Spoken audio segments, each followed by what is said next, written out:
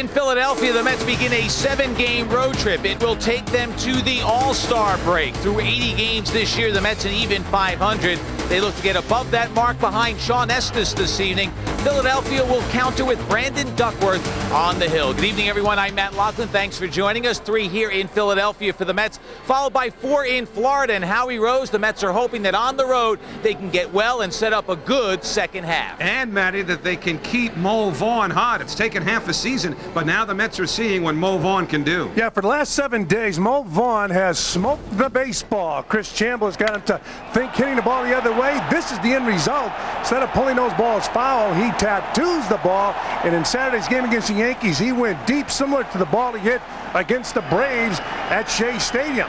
So the Phillies have their work cut out for them in stopping Big Mo Vaughn because he's using the whole field. So forget the Ted Williams shift, or is it the Mo Vaughn shift? Well, either way, Mo Vaughn is finally putting up numbers, certainly over the last week. Now he needs to get some help from the rest of the Mets batting order. And as far as the Philadelphia Phillies are concerned, on the left side of their infield, National League All-Stars. Shortstop has been a welcome addition to the Phillies because he has great range and a real strong throwing arm. So Jimmy Rollins turning that double play right there. He can also hit and he can fly. So he will go to the National League All-Star. He will represent the National League at shortstop. He will be the starting shortstop. And who will be the starting third baseman? Well, he doesn't have to look far away, just to his right. It'll be Scott Rowland. Rowland has gotten hot lately. He struggled early on, probably because he turned down $140 million. But that'll make you struggle, or it'll make you second guess yourself. Well, Rowland might not be a Philly for a whole lot longer. The Phillies are in last place, but Rollins and Rowland will head to Milwaukee next week for the All-Star game. Summertime in Philadelphia. First pitch coming right up. Philadelphia, this reminder that METS SAP broadcast at Espanol is brought to you by Child Health Plus, New York State's health plan for kids. And closed captioning tonight is brought to you by the New York State Smokers Quit line. So the Mets hit the halfway mark at the end of this game. Game number 81 of the year. Brandon Duckworth, the Philadelphia Phillies starting pitcher, will face this Mets batting order. Brought to you by Ford. Timo Perez in the leadoff spot in center. Alfonso was at third. Then some movement in the middle with Vaughn up to the third slot. Piazza down to the cleanup spot. And Robbie Alomar with Bobby Valentine wanting to get him some more RBI opportunities. That's fifth. Then you go Burnett's, Tarasco, Ordonez, and the pitcher Shawn Estes. And what about Brandon Duckworth? His record of 4-5 on a season, 92 strikeouts in only 85 and third innings. So averaging more than a strikeout in an inning. And you see the McDonald's scouting report. He's got a good fastball. He's consistently inconsistent. And that's a McDonald's scouting report. You see that overhand curve. 1 of 5 National League pitchers averaging more than a K per inning. 1-1 to Perez. 9.7 strikeouts per 9 innings for Duckworth. That's the third best ratio in the National League. But Perez has been getting on base regularly. And he pops that foul back behind the plate. It's 1 ball and 2 strikes. 88 degrees at game time. So Shawn Estes will towel off and go to work and hope the Mets can get him some support before he does. Mets managed just 3 hits last night against Andy Pettitte.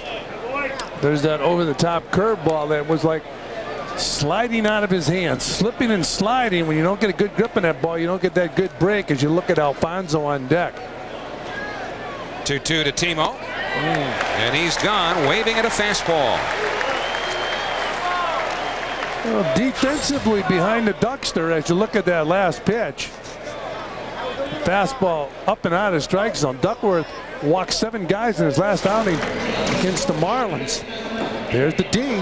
Lee, Perez, Rollins, and Rowland in the infield. Burrow, Michaels, Abreu left to right in the outfield. Todd Pratt, who has become Brandon Duckworth's personal catcher, is behind the plate. Wonder if he paid him just to get into the lineup, because Tank doesn't play much. No, but for some reason now, Larry Bowa wants him to catch the young right-hander. Fastball catches the inside corner. 1-1 to Alfonso. Todd, or I should say, Duckworth had some success pitching last season when he came up to the major leagues, and when he pitched, coincidentally, Todd Pratt was behind the plate. So some managers, you know, it's funny. A lot of pitchers believe in it, like Greg Maddux. Some, not all, managers believe in having your own personal catcher. In this case, I guess Larry Bowa believes in it. Of course, Maddux is going to the Hall of Fame. Yeah. Duckworth is in his second year. So if Duckworth started to dictate who he wanted catching, he'd be in Scranton. Alfonso hits it well, deep to right center. Michaels going back at the warning track to make the catch. Alfonso hit it about 400 feet to right center, but it's a long out, and there are 2 men away. So Jason Michaels chases that ball down. He has replaced Doug Glanville in center field. Glanville can chase the ball, so can Michaels, but they need some offensive punch from the center fielder, and Doug Glanville has struggled lately. Well, so had Mo Vaughn pretty much right up until this last week or so. And suddenly the Mets have seen the Mo Vaughn they expected to see all season. Well, you know, in talking to Chris Chambliss, Howie, he was telling me that he wanted Mo Vaughn to think about driving the ball the other way like he did in the American League. He also said he has leveled off his swing somewhat. Of course, that low ball, he's always going to uppercut because that's his natural tendency. But Chris has tried to get him to level off his swing somewhat.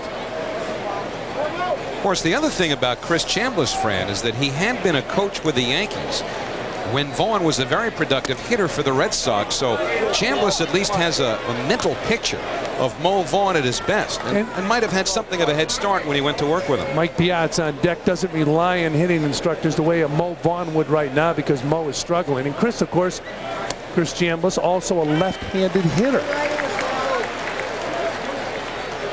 Count is 2 balls and 2 strikes now on Vaughn. And again, we talked to Chris before the game about the way Mo Vaughn, they put the shift on. They get the shift on here in Philadelphia for Big Mo. Ooh. When Mo was in his slump, that was a called strike. Look at the shift. Take a look at that pitch again. This is a strike. Look at that ball come back over the inside part of the plate. So when you're hitting good, you need some luck on the calls also. Payoff pitch, ripped foul. Ooh. Well, they'd been beating Vaughn with fastballs inside pretty consistently over the first 70-75 games.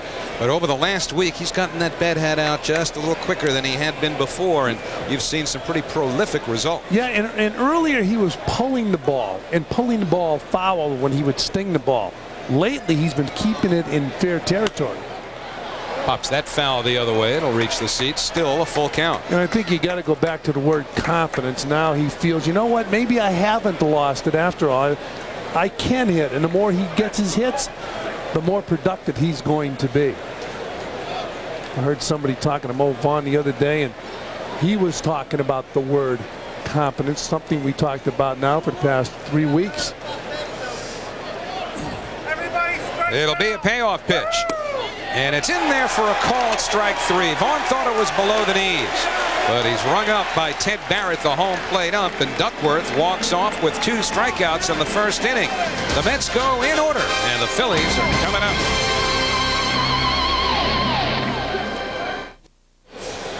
Shawn Estes making his 16th start of the year, his second against the Philadelphia Phillies, and here's the batting order presented by their manager, Larry Bowa. All-star Jimmy Rollins is at shortstop with Jason Michaels in center. Bobby Abreu is the right fielder with Pat Burrell in left field. Fellow All-star Scott Rowland is at third, and then Lee Perez, the former Met Todd Pratt, and Duckworth. Brought to you by Captain Morgan as you look at Shawn Estes with a 3-5 record, 69 strikeouts in 89 1/3 innings.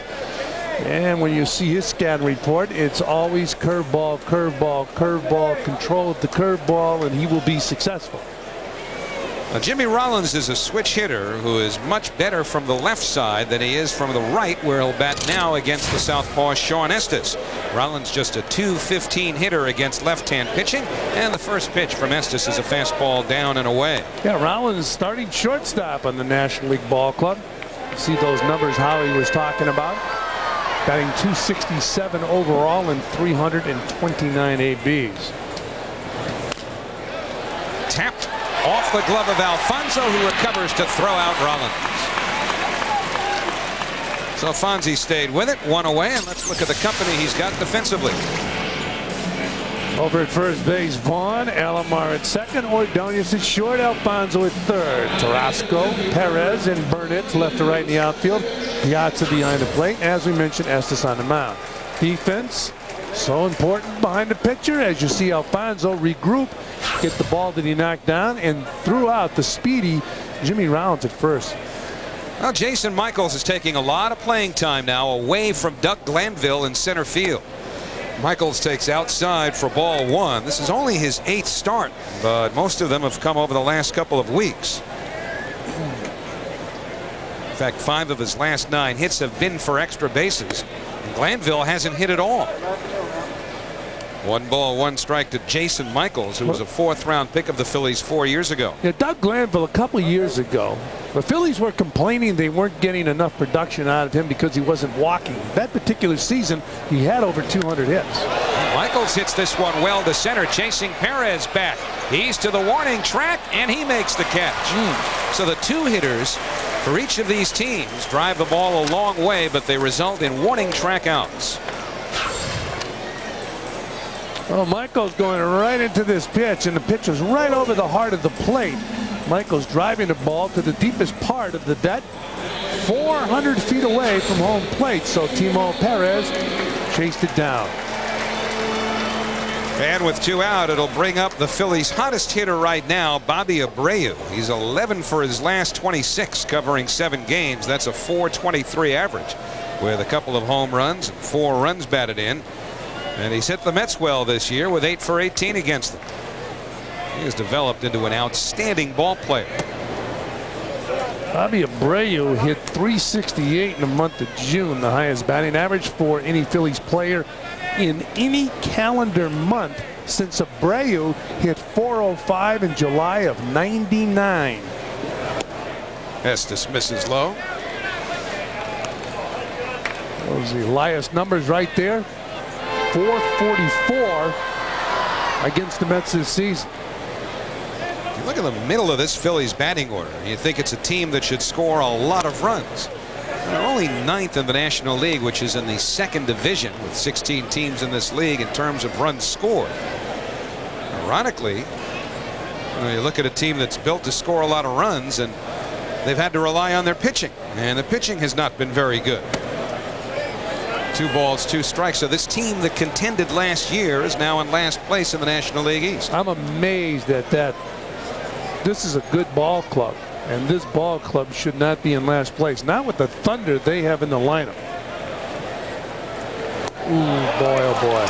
So the breaking ball gets Abreu, and a good start for Shawn Estes. He retires the Phillies in order. 1 in the books here in Veterans Stadium. The Mets and the Phillies, no score.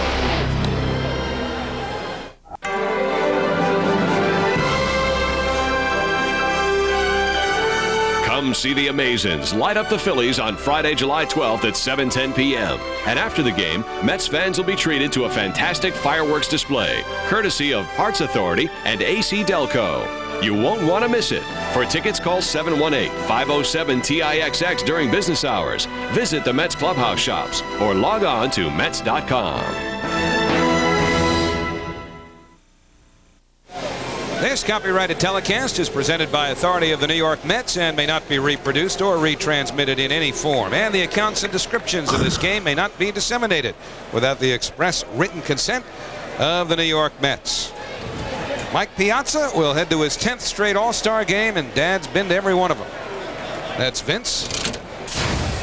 Piazza's, of course, from Norristown, Pennsylvania, not far from Philadelphia. Told a story last time we were in Philadelphia how Mike Piazza used grippers all the time to strengthen his arms, and reportedly he has the strongest hands in all of baseball. Fouled away. And Vince told me last time in town that he would have him use those grippers at all times, even when he was saying his prayers. Now that's pressure. Well, Mike has always hit well in what for him is his home park. In fact, when they played the All-Star game here in 1996, Piazza was the most valuable player. He's very comfortable here.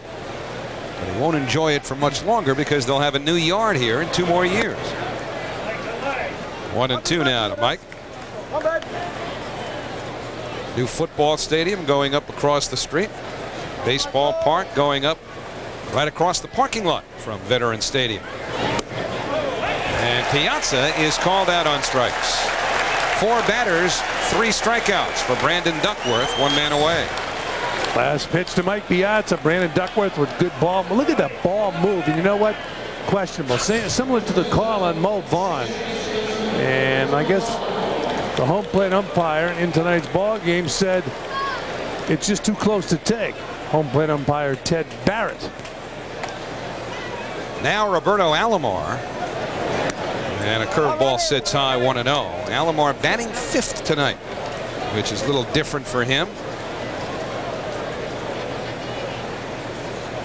That's pretty different. What's also different is he's not on the starting all-star team. Jose Vidro at the last minute passed him. Well, you know what? Good for the fans who, I mean, you can't keep Jose Vidro off the all-star. He's having a phenomenal year. Do you know there are only 2 players on the all-star team with over 100 hits? One is Vidro, and the other is Vladimir Guerrero. Well, when you consider how difficult it is for a Montreal Expo to be voted onto the team because nobody goes to their games. Alomar drives one to center. Michael's got a late start, but he gets there. 2 men away. You know how tired Homerun I must be writing those, punching those all-star ballots? Maybe, but there's also the internet factor where now you can vote on the internet. You don't have to go to the park, and that's why, in my opinion, the fans this year did a better job than ever before. I mean, you could quarrel with a couple right here, in fact, with Scott Rowland. I think Mike Lowell of Florida should have been the starting third baseman. Lowell's hitting well over 300. Rowland is not. That's a strike to Jeremy Burnett. 0-1. Scott Rowland, though, in my opinion, the best range of any third baseman I've ever seen. The Phillies, Larry Boa, John Vukovich, and guys who played with Mike Schmidt said that Scott Rowland is a better third baseman, and Mike Schmidt was a magnificent third baseman, had about 11 gold gloves. Where will that gold glove be playing next year?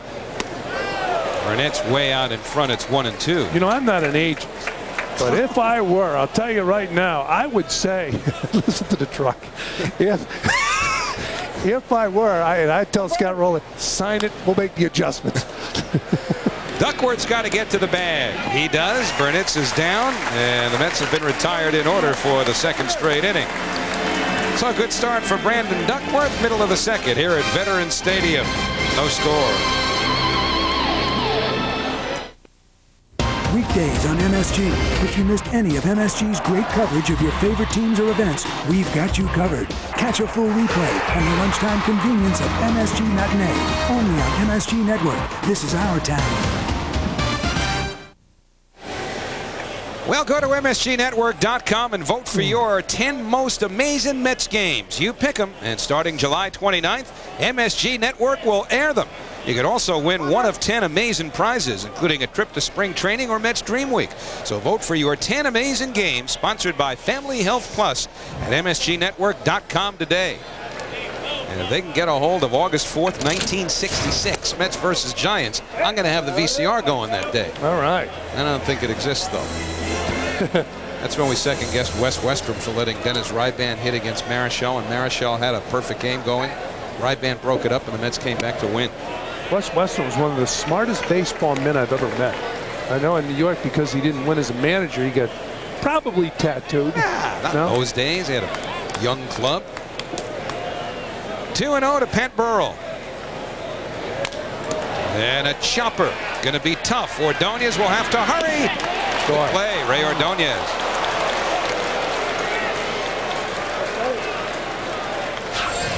Well, Ray Ordonez off the turf, throwing across his body and nips him by a half a step. Burrell, about 6'6", got down that baseline pretty good and just was beaten by half a step. Look at this play again. Nobody does it better than this shortstop defensively. There are some close to him, but nobody ever has done it better. You might have heard the mixed reaction in the background. That tells you a little bit about what's gone on with Scott Rowland here in Philadelphia.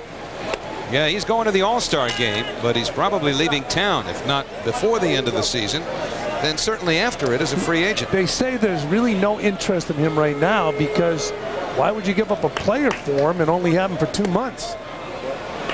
Breaking ball missed by Estes, 1-1. Rumor has it, if we can deal with the rumor, that he would like to go to the Midwest.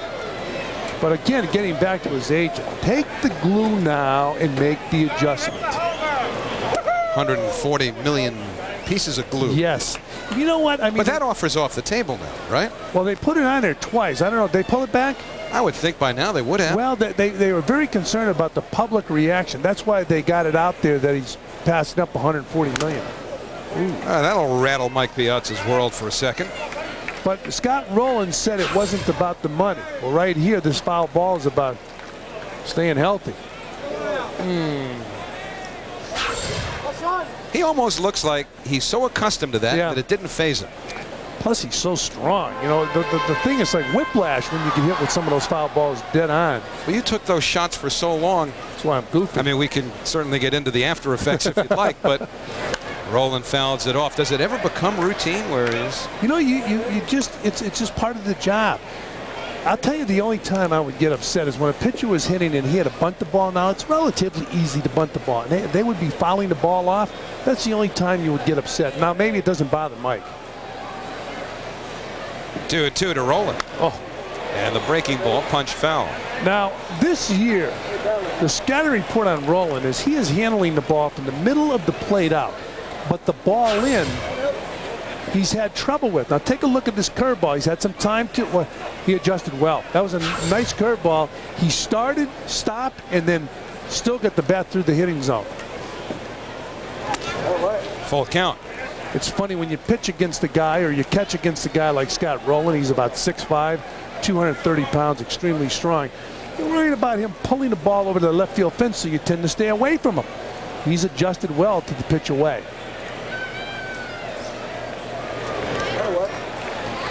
So the first base runner of the game.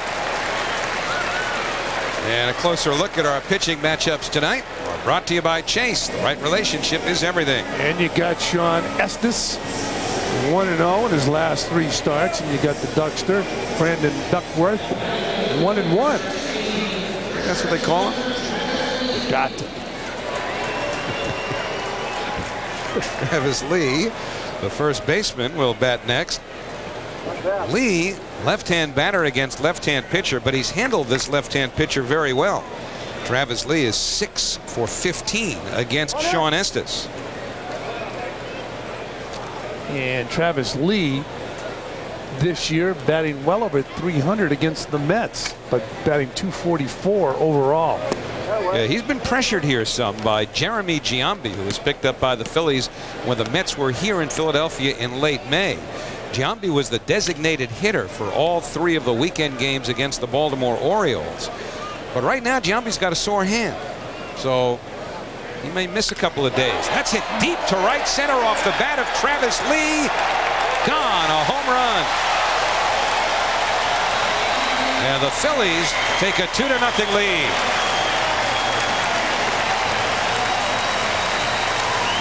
So Lee continues his personal success against Shawn Estes.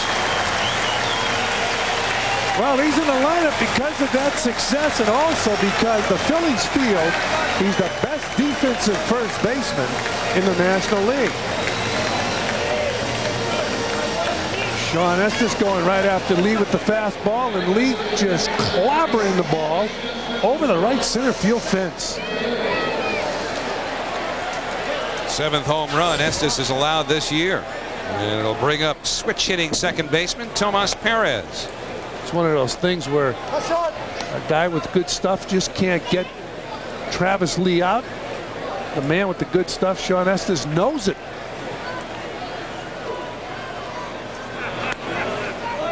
One and one.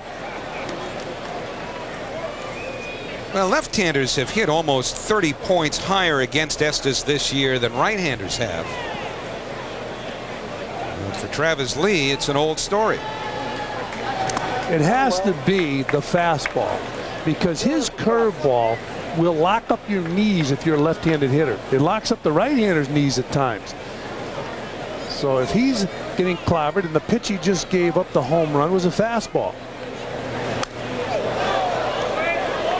2-2 on Perez. Playing second base today because of the left-hand pitcher. Marlon Anderson, who plays against righties, gets the day off. And there's the former Met, Tank. Charlie Huff's concern is about Shawn Estes.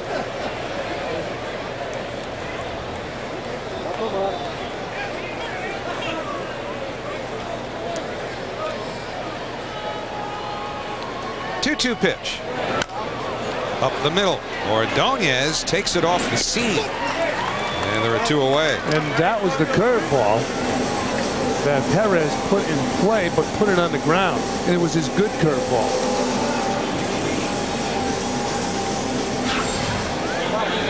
When you're hitting, you really have to be patient. When that ball breaks like that, it's out of the strike zone. But Perez had already committed himself and just slapped the ball to short.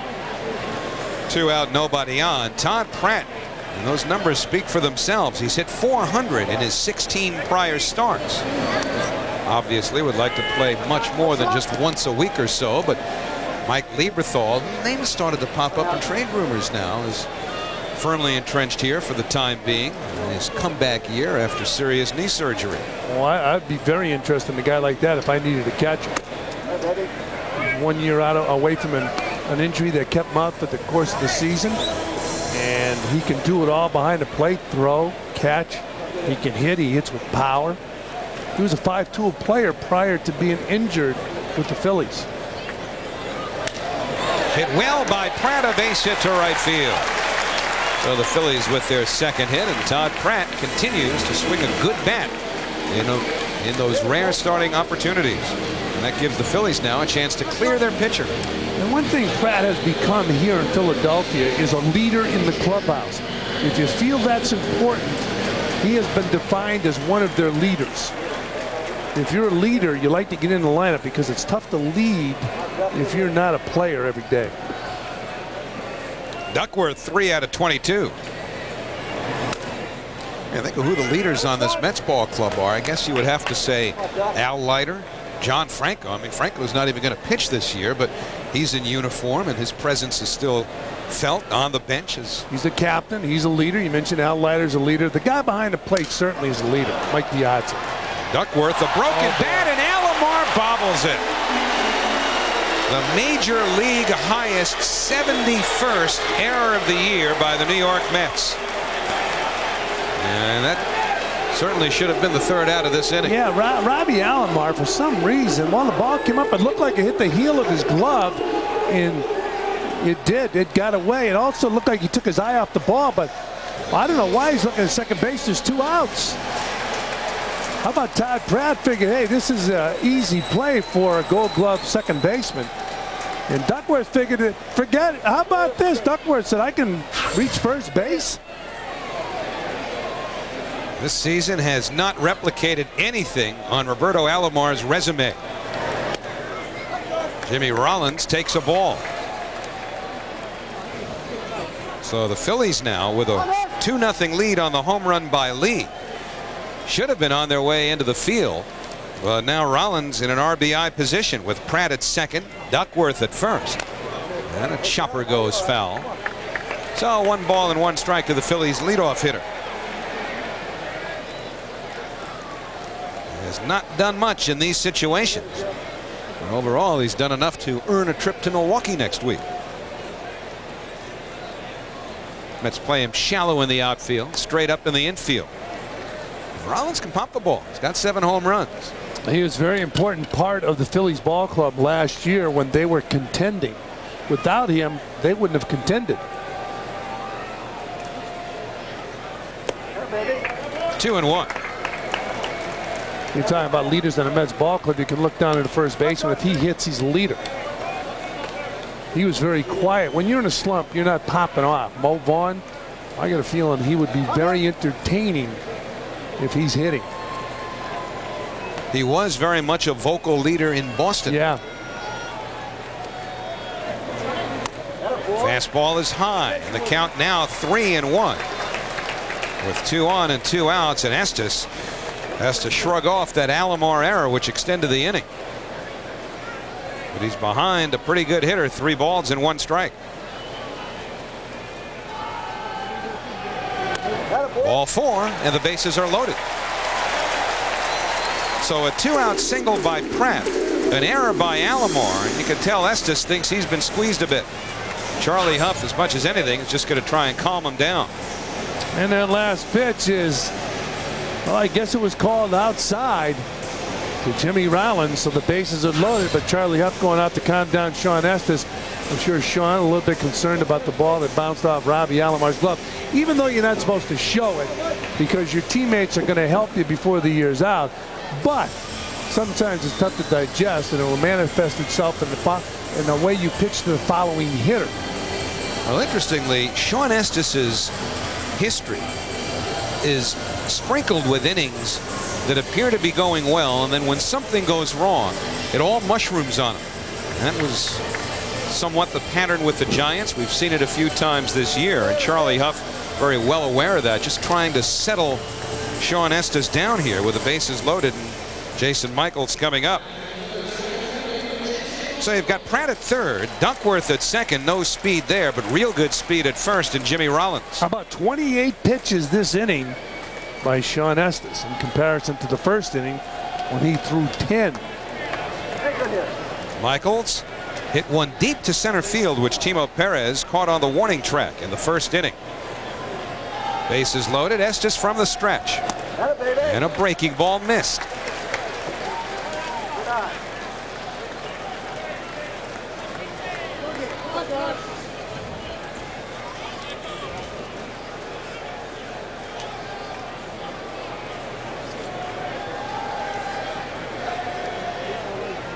Estes 1-0. That's a strike, 1-1. Estes able to get the changeup over, but body language shows you he's still a little disgusted with some calls he didn't get. Trying to fight it off with the Phillies already leading 2-0. Michaels gets a piece, and now Estes is in front, a ball and 2 strikes. Hey fans, Carvel and the Mets want to take you out to the ball game. Stop by a participating Carvel retail store for your chance to see the Mets-Dodgers game on Saturday, August 17th at 7:10 p.m. 1 ball, 2 strikes, 2 outs. Inside. The count 2-2. Again, speed not a factor with Pratt or Duckworth, but anything in the gap or down the line can certainly get Rollins in from first. Well, they give him a curveball here, 2-2.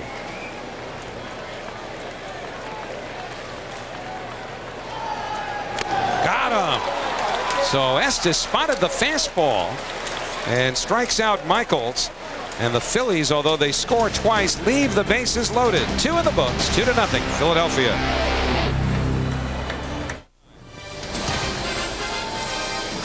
Third inning at the Vet, 2-0 Philadelphia on Tavis Lee's 2-run homer. Shawn Estes, with a potentially big strikeout of Jason Michaels, left the bases loaded in that second inning. And so now the lower third of the Mets batting order, featuring Tony Tarasco, Ray Ordonez, and Shawn Estes will do the hitting. Mets have been retired in order in each of the first 2 innings. Tony Tarasco making his first start since last week. Steve Phillips, the Mets general manager, publicly and privately respecting the mandate regarding all incidents as far as players are concerned who get involved in the drug assistance program. Confidentiality is the key word there, and so there have been no further statements, nor will there be. In fact, Mark Corey is expected to go down to Norfolk now in the next couple of days, again trying to work his way back to the big leagues. Tony Tarasco making his 3rd start in left field this year, his 5th start overall, and he takes a strike on the inside corner. Well, Bobby Valentine wants to get some thunder in the lineup and hoping that Tarasco, if he's inserted in the lineup, gets 4 ABs, can be productive. Late swing, and it's 0-2. Also, I'm sure there's concern about Cedeno in left field defensively. Yeah, misplayed a ball, a base hit a couple of nights ago, went right through his legs, led to a run.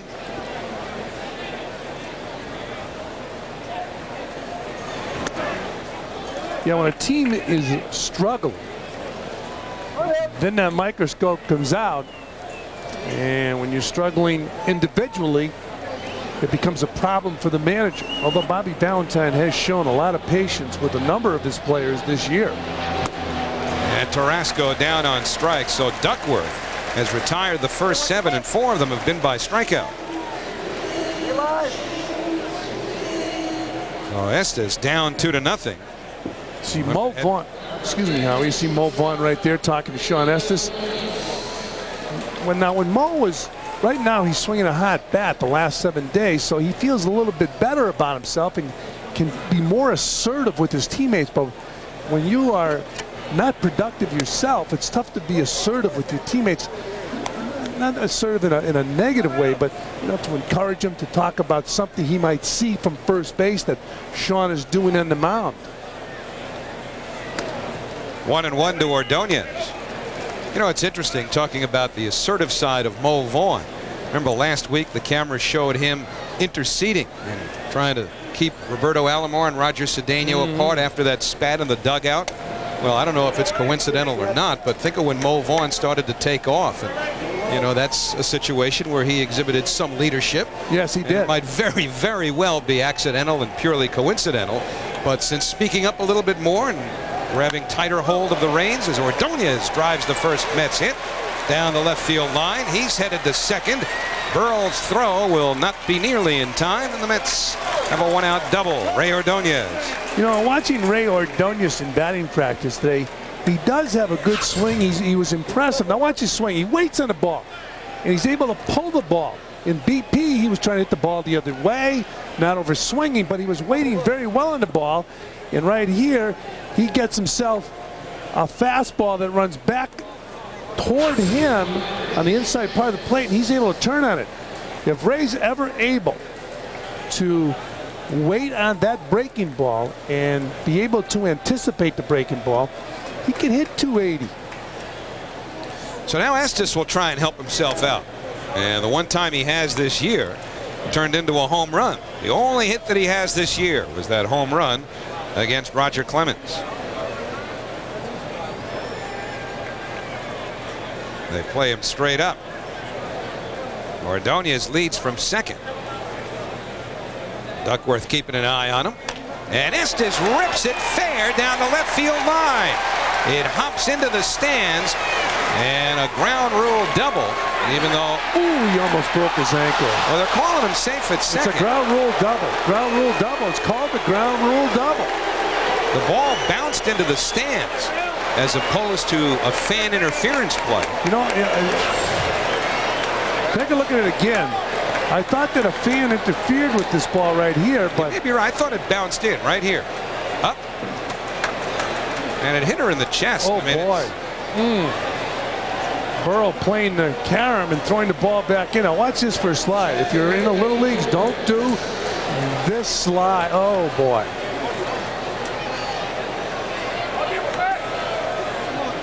Shawn Estes hitting the ball right down the left field line, hitting that young lady who was reaching out over the railing. I don't think that ball would have stayed in the stands, Howie. I think it might have, if it didn't hit, well, maybe it might have stayed in the stands. Well, I thought if it missed her, it was going to go here. No, I could be wrong. I think it hopped clearly over the railing and hit her in the chest, even as she was reaching out to grab it. See, now if it doesn't hit her, it goes beyond her and stays in fair territory. Oh, they have Estes picked off, but he just gets back. They had him leaning. And remember now, Shawn Estes has had some adventurous turns on the bases. Well, Shawn Estes almost killed himself with the last slide. He wasn't even on the base, and he was called safe. So a big break. Now Shawn will stay very close to second base. Pedro Estacio, he saw it. So a 2-1 lead now for the Phillies. Estes in scoring position, and Pratt keeps it in front of him. Just thinking back to that playoff series the Mets had the year they won the pennant against the San Francisco Giants, when Estes did some pretty significant damage to his ankle. Had to come out of a game against the Mets. Now we see why with that slide. But the ball that was hit down there that hit the young lady, thankfully she's all right. I think though if it missed her, it would have stayed in play. Not necessarily in fair territory, but in play. And Burrow would have chased that ball down into the corner. 2-1. So technically the call would be fan interference as opposed to a ground rule double. If the ball simply bounces into the stands, ground rule double. Fan interference is a little different because if a player reaches out, or a fan I should say, reaches out and touches the ball, then the umpire has a discretionary call as to how far the runner might have gone had the fan not interfered. So there is a difference. Now it's fouled by Perez, 2-2. Well, Timo Perez, one of the positive stories with the Mets in the first half of the season. Ended up in the minor leagues, recalled to the big leagues, got an opportunity to play, and certainly seized upon that opportunity to impress the Mets. Free swinging center fielder.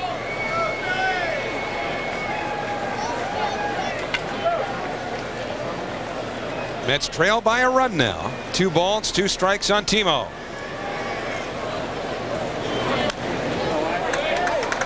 So Perez fighting off Duckworth.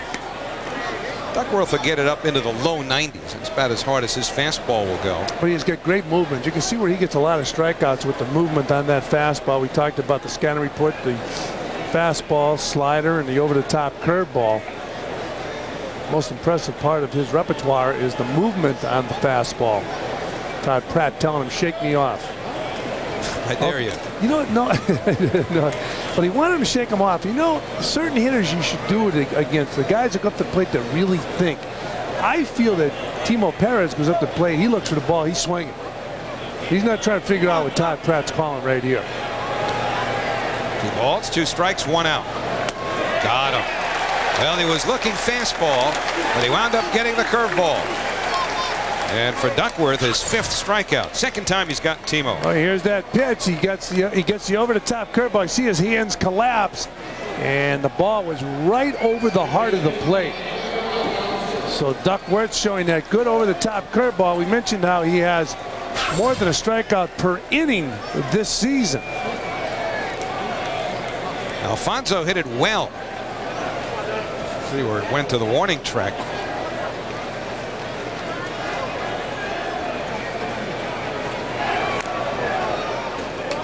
0-1 to Alfonso. Here's the play we talked about in the 2000 Division Series. You want Shawn Estes hurt himself here.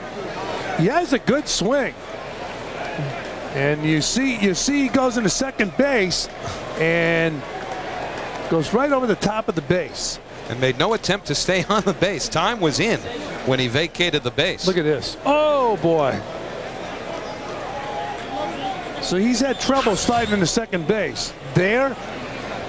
You know what? Now that you look at the slide tonight, it was a perfect slide compared to the one he employed out there in the playoffs. He's been working at it. Take a look at this slide. Now, this is picture perfect if you compare it with the last one. But this is not a good slide by Shawn Estes. He looked indecisive from the moment he started his slide to the moment he finished. And probably second-guessed himself afterwards. For sliding. Alfonso to the hole. Rollins a long throw, and it's right there. That's a good throw by Jimmy Rollins, the National League's all-star shortstop. So Duckworth gives up back-to-back doubles to Ordonez and Estes. And the Mets get back to within 2-1.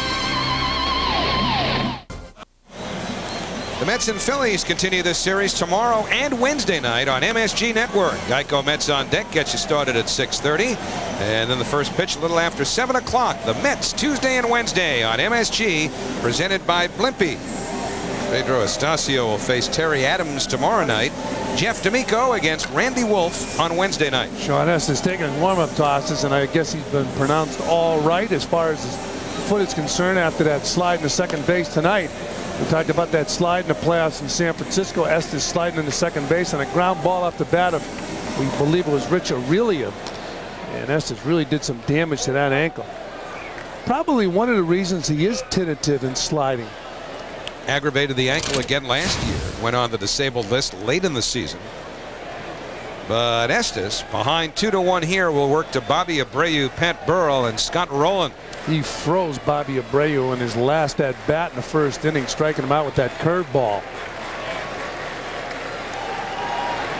And he starts him out with another one. Abreu's thinking, he threw me one that was nasty. Now he's throwing this one over my head. Curveball slipping out of his hand. Can't get mad when it's a curveball, though. No. 1-1. Bobby Abreu, going into last season, had struggled with left-handers, but he came around. He became proficient in hitting left-handers. He's become a complete hitter against right-handers and left-handers. When he first joined the Phillies, they were concerned about his ability to hit left-handers. There had to be something missing as you look at the direction of his outfield hits. In Abreu's resume, when two teams give up on him, the Houston Astros, who decided to go with Hidalgo instead of Abreu, they exposed him to the expansion draft.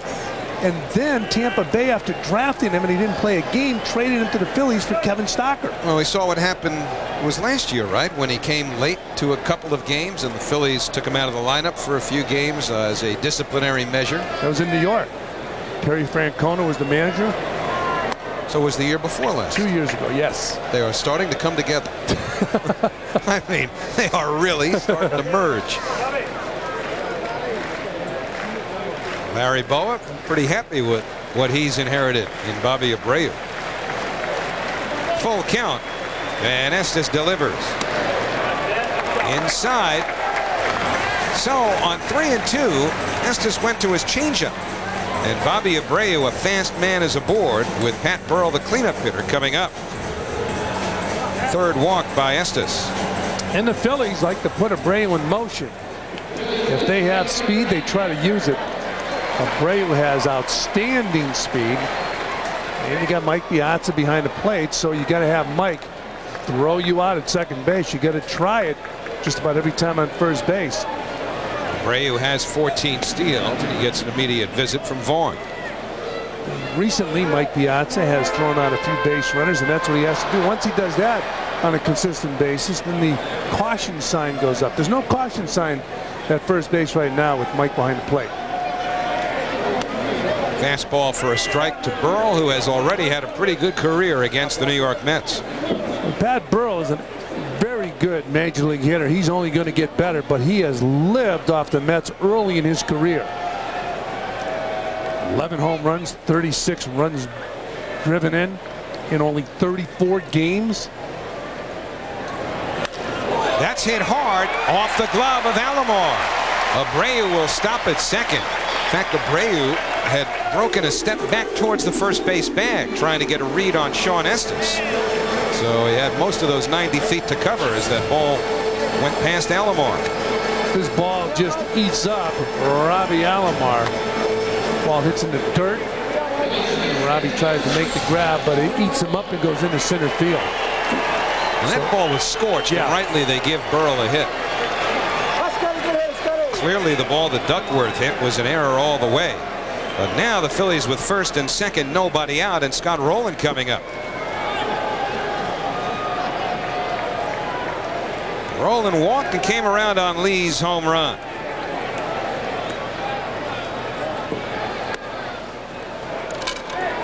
Our Tri-State Consumer Auto Insurance quote features Scott Rowland, and a tip of the cap. I'm thankful to the fans, and I'm thankful to Chipper Jones for making a position change. Well, again, there's all kinds of subjectivity involved here, but I still think that Mike Lowell in Florida deserved the start at third base. Lowell will be going as a reserve. Rowland, an all-star for the second time. Well, I think, you know, at times your reputation with decent stats, as you look at the base runners, your reputation with decent stats will get you on the all-star team and will get the fans' vote. Sliced foul. I guess there's been some controversy over the 30 years or so that the fans have been voting about exactly what the criteria is supposed to be as Lee waits on deck. Are you simply rewarding players for a good first half? Is it a popularity contest where you just want your favorites in the all-star game? Or do you salute guys who have had special kinds of careers or solid 3- and 4-year blocks in the previous few years? I've always thought, just as a personal opinion, that it should be to reward performance in the first half of the season. Yeah, I mean, that's an excellent point. Also, you have fans who want to see their favorite players. And then you have the fan who comes to the vet or to Shea and they vote for the home team. You know, years ago when the players used to have an impact on who was going to play, That wasn't completely. That wasn't completely without problems and controversy, because you had a guy like Vic Power that should have been on the All-Star team and wasn't voted on because he was too flamboyant, and the players back then held it against Vic Power, who was a great first baseman. Roland hits it hard through the hole, a base hit. Abreu will be held at third. Tarasco plays it in quickly, and the Phillies have the bases loaded with nobody out, and Tavis Lee coming up. So Scott Rolen will be at that All-Star game, and right here he picks up a base hit. So bases are loaded with Phillies, and the Mets have to be concerned for Shawn Estes. Rolen turns on that ball, something we were told he wasn't doing earlier this year. And Tavis Lee, who has a home run, will be the batter. He's not going to the All-Star game. But, you know, getting back to that thought, Howie, I can remember it when players would complain that they were not in favor of certain players on a team. And they were doing the voting. They were picking the team. Tavis Lee with a 2-run home run to right center, his first time up. 2-1 game, bases loaded, nobody out. That's hit hard through the middle. In comes Abreu. Here comes Burrell. Perez with the throw to the plate. It's cut off by Vaughn. 2 runs are in. Runners at first and second. Still nobody out. It's 4-1 Philadelphia, and Tavis Lee has driven in all 4.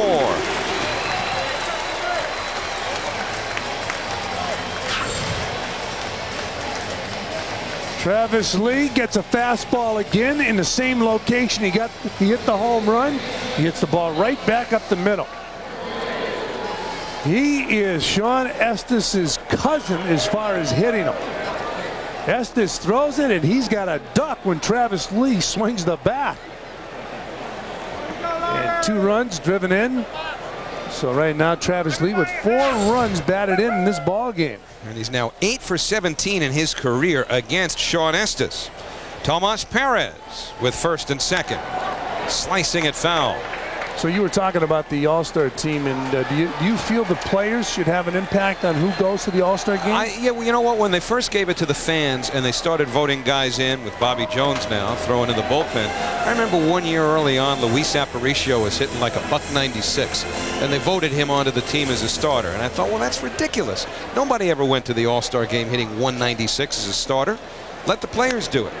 But over the years, and especially now with the advent of the internet, I think this year the fans did a much, much better job.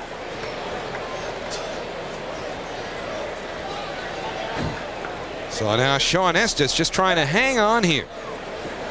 Looked like he really helped himself when he struck out Michaels to end the second with the bases loaded, but now Todd Pratt waits his turn with a big inning perhaps in progress. High 1-2.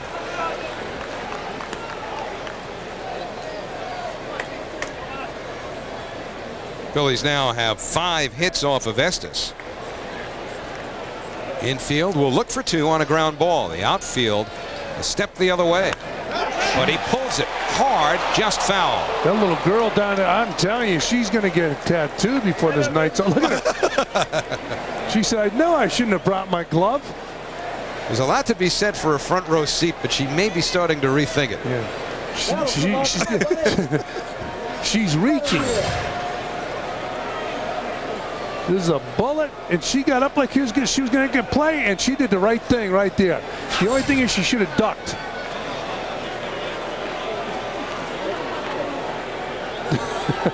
Well, 1-2 to Perez downstairs. Well, you got to be very, very careful when you're in a seat like that. Even though you bring your glove, balls that major league hitters hit that hard. She's bailing now. Oh, I don't blame her. She must be a nervous wreck. I think the one in red was awakened by the hard hit line drive.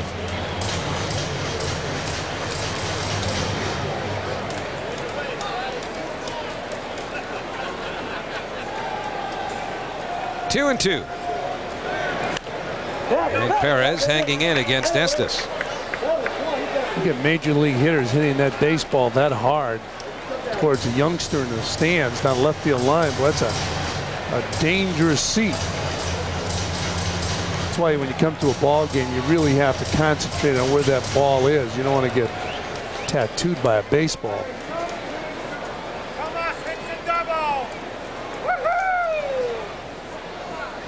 Estes delivers 2-2, and he's upstairs.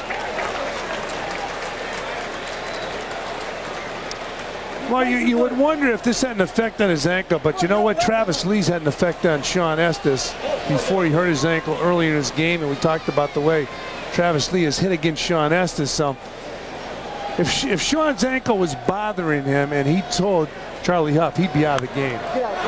Popped up, back behind the plate. Piazza hopes to have room, and he does. So a big out for Estes. One man away, and now Todd Pratt will be the batter. So here's this fastball being popped up, and watch Mike Piazza go back. He got rid of the mask, and then he makes the catch. Talking to Edgardo Alfonso, he said, why do catchers have to get rid of their mask? He said, why don't they just go back, keep the mask in their hand, reach up and catch it one-handed? These major leaguers are good. He felt that the catcher should catch it one-handed, hold on to the mask so nobody else will step on it. A neat freak. Pratt singled his first time up, and he takes a breaking ball that misses.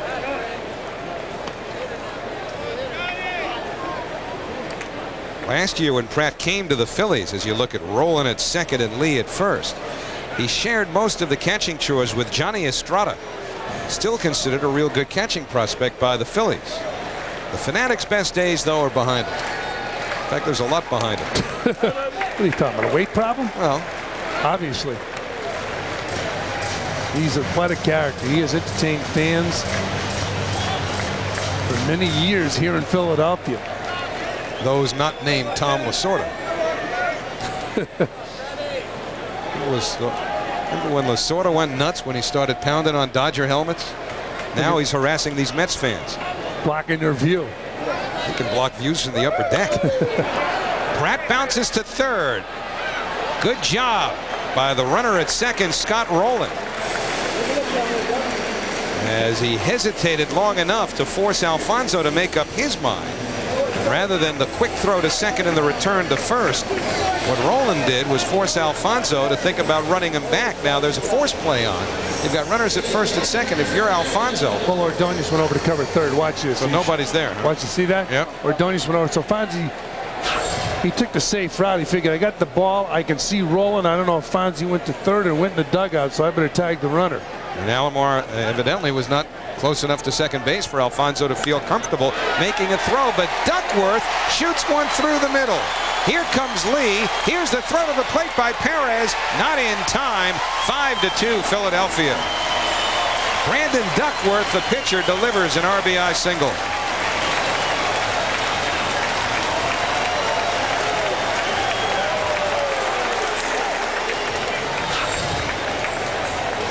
Well, Brandon Duckworth said, I can use some insurance runs. And he picks up a base hit to center field. And the ball handcuffs Mike Piazza. Will take another look. It looked like Tavis Lee was going to get in no matter what. With the head first slide, he was able to go around Mike Piazza, who was at home plate. But you have to give the runner something to shoot at. And Tavis Lee was able to get in with the head first slide into home plate. Boy, you're taking a big chance head first slide, because if Mike Piazza comes down with that left knee on your hand, he can cause some damage. I think I said 5-2. It makes the score 5-1 Philadelphia, with Bobby Jones ready if needed. Shawn Estes is going to hang in and go after the leadoff man, Jimmy Rollins. Estes now with 69 pitches. And we're in the third inning. So the third inning, and Rollins will make his third plate appearance. He will become the 8th Philly to come to the plate here in the third. And again, as we've seen from Shawn Estes, little adversity begets more adversity.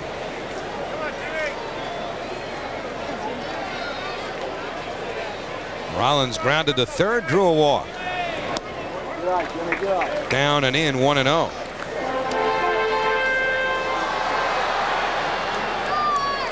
Nineteen Phillies have come to the plate already, and we're in the third inning.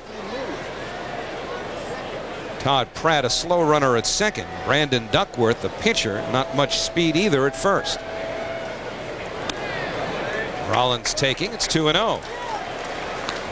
This doesn't appear to be a whole lot in the tank right now for Shawn Estes. Got a right-hand batter scheduled up next at Jason Michaels. Bobby Jones has been throwing for a while. And this is a very warm night, so it shouldn't have taken him long to get ready anyway. I'm sure Charlie Huff and Bobby Valentine have made up their mind to remove Shawn Estes from the ball game when the opportunity presents itself. And the opportunity is right around the corner. Well, might have been here already, yeah. But they decided to give him Rollins. And he squibs one to Alomar at second. A flip for the force. And for the second straight inning, the Phillies do some damage, sending 8 men to the plate. 3 of them score. We've played 3 here at Veterans Stadium. Phillies 5 and the Mets 1. Back in Philadelphia, as most Mets fans know, last week relief pitcher Mark Corey suffered a seizure outside a Queens hotel where he was residing after he got called up to the Mets. Well, today he underwent a series of neurological exams conducted by Dr. Orrin Davinsky. Following those exams, there was no conclusive evidence for the seizure. However, Corey has been given medical clearance, will fly to Norfolk tonight. He will throw with the AAA team tomorrow, more just to get used to throwing again. It's been about a week or so. And then he will get ready to pitch on Thursday as he begins to try to come back to the team. So again, no conclusive evidence based on the neurological exams given to Mark Corey for the seizure he suffered last week. Howie and Fran, back to you. All right, Matty, thank you. Brandon Duckworth with a 5-1 lead for the Phillies will go to work against Vaughn, Piazza, and Alomar for the Mets as we go to the 4th. And as we do for the play-by-play, here's Fran. All right, Howie, Mo Vaughn leads it off. Vaughn struck out his first time up over the past 7 days. And Mo's looking for something positive. So if he goes back over the past 7 days, he leads the National League in home runs at 4 and slugging percentage. Coming into tonight's action, where he is 0 for 1. First game of a 3-game series here at the Vet. And Duckworth throws that curveball to Mo Vaughn for a strike, so it's 0-1. Vaughn now batting .249. Mike Piazza on deck.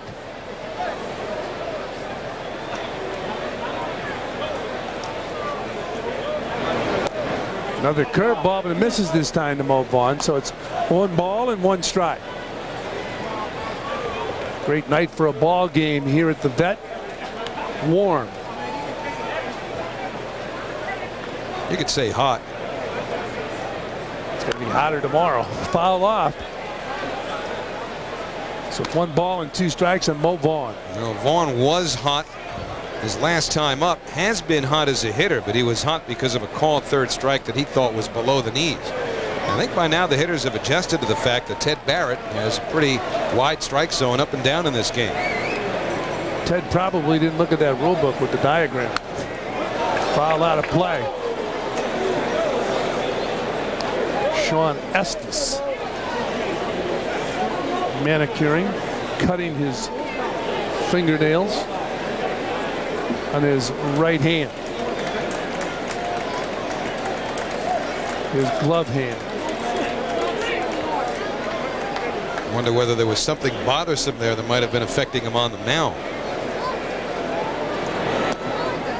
Vaughn takes a ball, so it's 2-2 on Mo Vaughn, who's now got 31 RBIs. He has 9 home runs this season so far. He hit 2 gigantic shots in New York. 1 at Shea, 1 at Yankee Stadium. They get him. Duckworth with a good hook. 1 down. Now let's go down and take a look at our Aflac trivia quiz.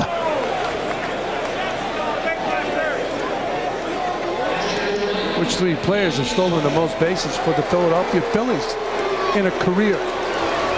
Richie Ashburn steal a lot of bases? I was thinking Richie Ashburn. Larry Bowa maybe. No? Think of that Bowa team. I think there were too many guys. No. Piazza fouls it back that you would think. I mean, that was a big inning type of team with guys like Schmidt and Luzinski. But Mike Schmidt.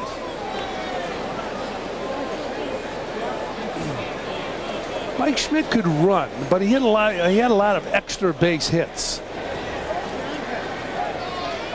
It's 0-1 on an outstanding right-handed hitter. Mike Piazza fouls it off.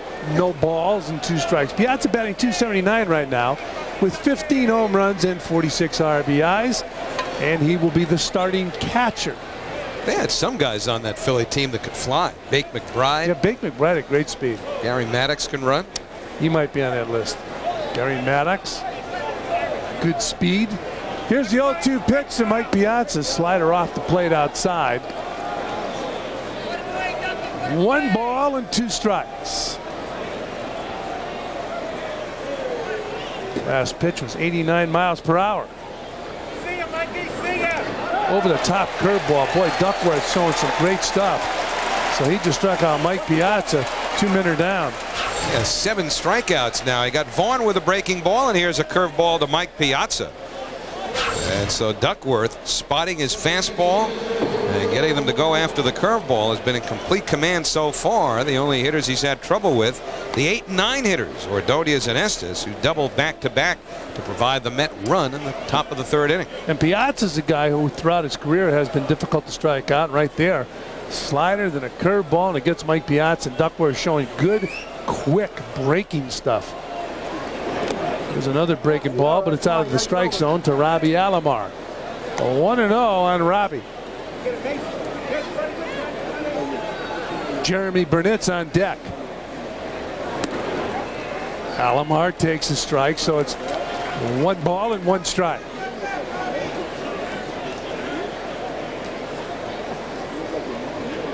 The Mets continuing to try and find their way down low.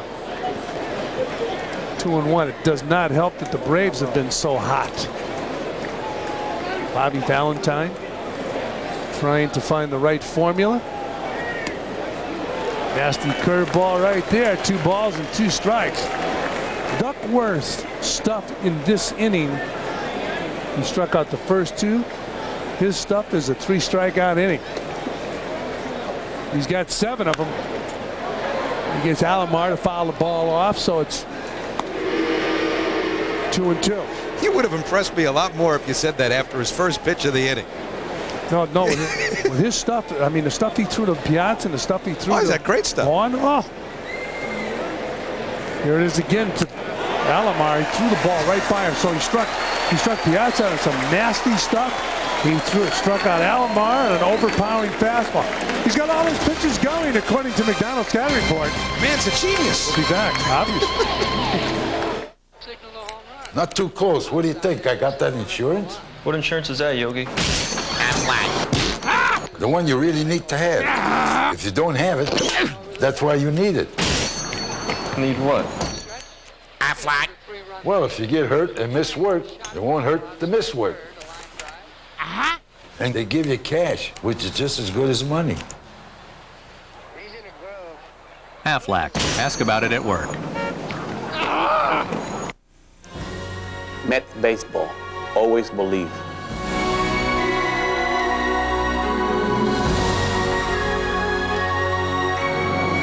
Mets fans don't miss Roberto Alomar Bobblehead Day. The first 12,000 kids 12 and under attending the 110 game will receive an Alomar bobblehead, courtesy of Sharp.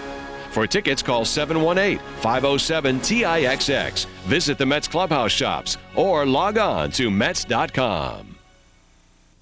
Tomorrow on Mets Tuesday, New York bats keep swinging in Philly as Piazza and the Amazing slug it out with Pat Burrell and the Phillies. The Mets battle Philadelphia at 7, followed by Sports Desk and Angles, all tomorrow night on MSG. Back to the Aflac trivia question. Which 3 players have stolen the most bases for the Philadelphia Phillies? We also talk about Juan Samuel. How about Lenny Dykstra? Did he play here long enough? Well, Shane McGee. When does she play? Yes, she could play shortstop. I'm telling you. You got Larry. We mentioned Larry Butler. Hey, we mentioned Juan Samuel. So 2 out of 3 ain't bad. Great song, wasn't it? I have no recollection of Sherry McGee.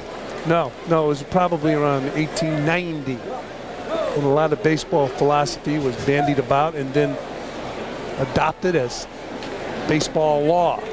down low. 1 ball and 1 strike on Sherry. Michaels is the batter. Jason Michaels on deck. Bobby Abreu swung on and missed. So it's 1 ball and 2 strikes on Jason Michaels, who's playing more and more in center field, batting .328 coming into tonight's action, but he's 0 for 2. He flied out and he struck out. Sherry McGee, by the way, played between 1904 and 1914. Inside, 2-2. Thank you very much for that, Howie. I just thought I'd bring that up for other possible Sherry McGee fans who didn't realize it. Tremendous history here in Philadelphia. Baseball history. Here's the 2-2 pitch. Not enough of it, though. Imagine over 100 years they've won 1 World Series. It's unbelievable. In fact, how about the Phillies? As you look at that last pitch, the Phillies have had 13 losing records over the past 15 seasons.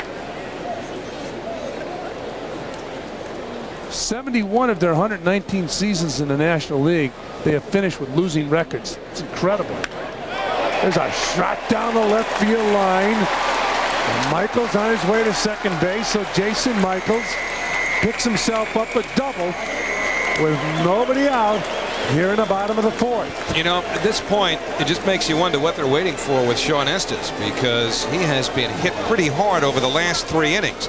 He got Michaels striking him out with the bases loaded in the 2nd, but he was right on that pitch, driving it down the left field line. And Charlie Huff's going to get the bullpen up again. Get him over any way you can. Let's go. Come on, Bobby, good job. The batter now, Bobby Abreu. Abreu in his ball game struck out and he walked. Also scored a run. So the Phillies have a runner on second base and nobody out. They have a 4-run lead here in the 4th inning. And Abreu takes the ball. 1-0 on Bobby Abreu. Grant Roberts starts to throw in the Met bullpen. Bobby Jones was up earlier.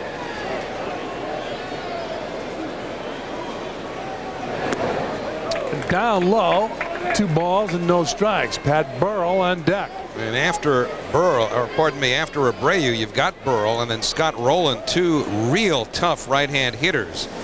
So they may be trying to get Roberts ready as quickly as possible, and that might have something to do with Piazza. Spending a little time on the mound here with Shawn Estes, just trying to give Roberts as many pitches as possible in the bullpen with those right-handers coming up. Make your childhood dreams come true at the 2003 Mets Dream Week at Port St. Lucie, Florida. That's January 18th through the 22nd. For information, call 800-888-4376, extension 200.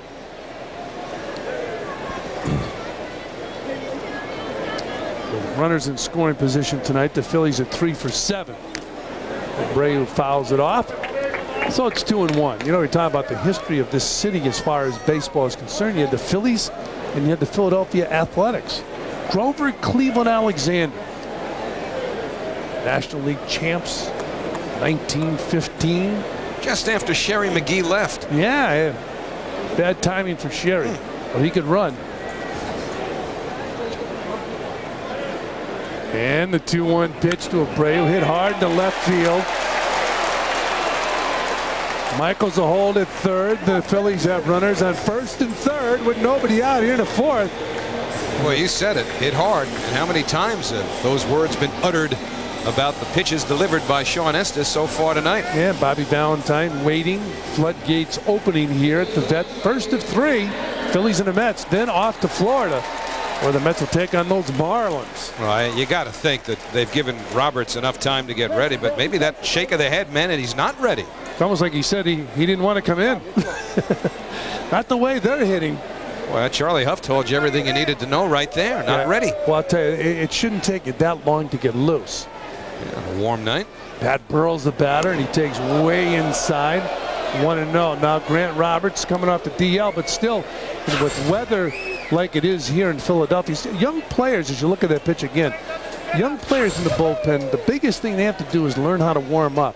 Some guys continue to throw when they're warm, where you watch the veterans, when they're warm, they'll soft toss. Burrell reaches out and bangs that ball down the left field line, foul. So it's 1 ball and 1 strike on Pat Burrell. We talk about leadership in the clubhouse. The Phillies feel that Pat Burrell would like to assume the leadership role in his ball club. He's aggressive. He can hit, and he's got runners on first and third. 1-1 on Burrell, and he takes down low, 2 balls and 1 strike. And just another word of caution about Grant Roberts. He was on the DL because of a strain in the rotator cuff.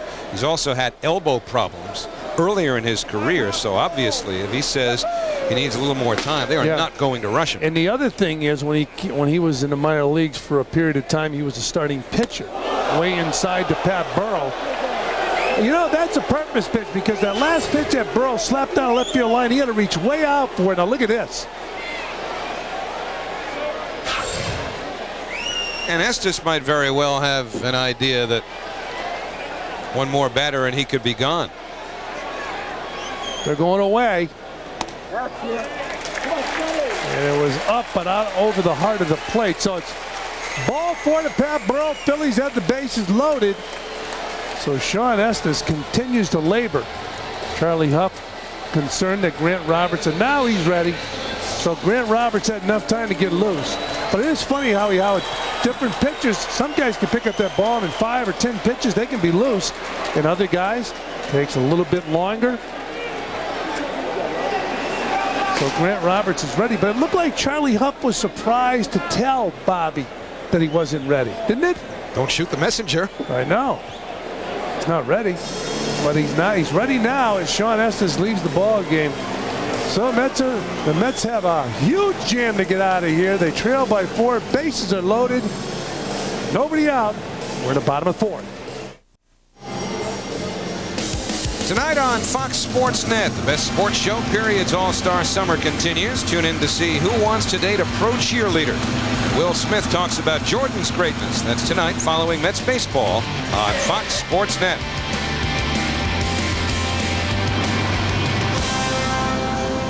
Well, Grant Roberts is in the ball game, and he's loose. We talked about Grant being on a disabled list.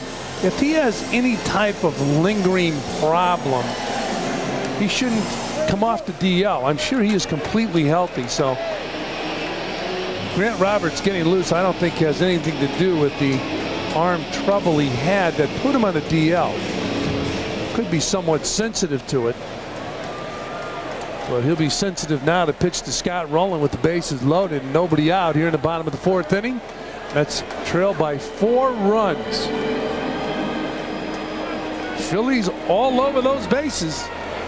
This is basically where Roberts got into it last night at Yankee Stadium. Steve Traxel lasted 3 1/3. Roberts came on. Now Estes goes just 3+, and here's Roberts.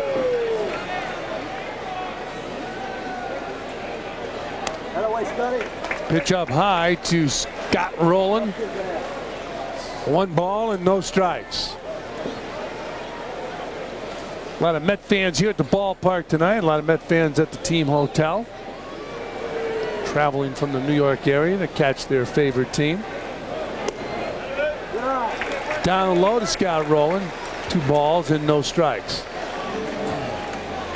Phillies have the bases loaded in this game for the 3rd time. They left them loaded in the 2nd inning, and they loaded them again in the 3rd. Now here we are in the 4th. Tavis Lee, who's had a big night so far, on deck. Swung on and missed. 2 balls and 1 strike. Well, Grant Roberts just threw the fastball right by a good fastball hitter, Scott Rowland. And a pitch where you know that Rowland was looking for something he could drive. 2-0, bases loaded, got the fastball, and Roberts beat him. He pops this baby up in foul territory over by the stands and out of play.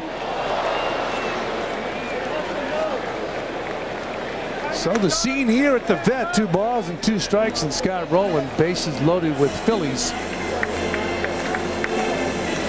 5 runs for the Phillies on 8 hits, 1 run on 3 hits for the Mets. Grant Roberts on a relief of Shawn Estes. These same two teams go at it again tomorrow night and then on Wednesday night here at the Vet.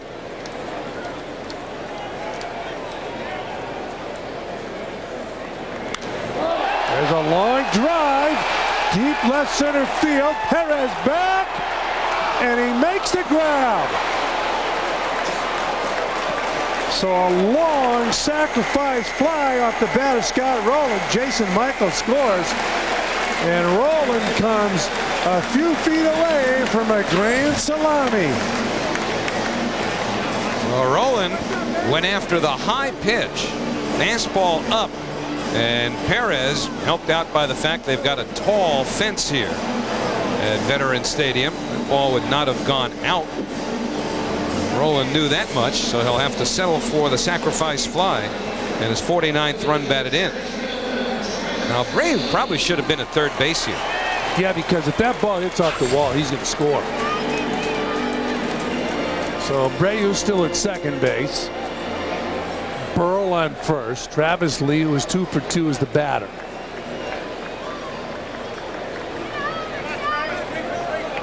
Six to 1 Phillies as Tavis Lee takes down low. 1 ball and no strikes. Brayu on second, Burl on first. That run, of course, charged to the account of Shawn Estes. Down low. 2 balls and no strikes.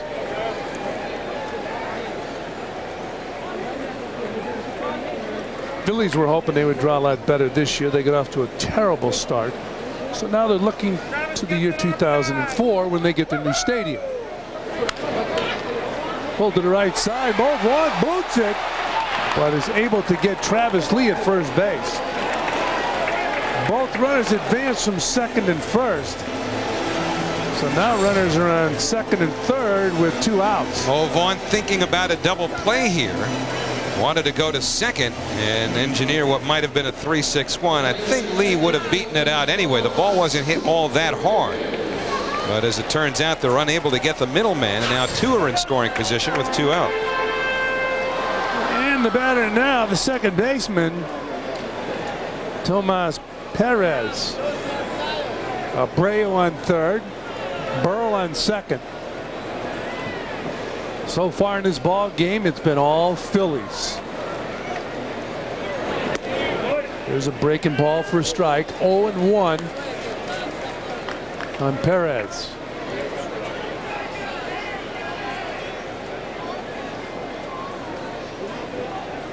Mets coming off that series at Yankee Stadium where they lost 2 of 3.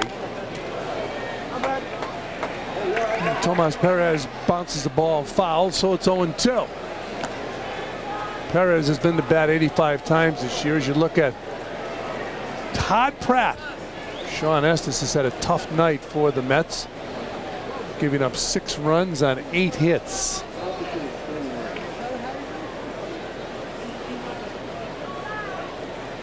Been a quiet night for the Mets because of Brandon Duckworth.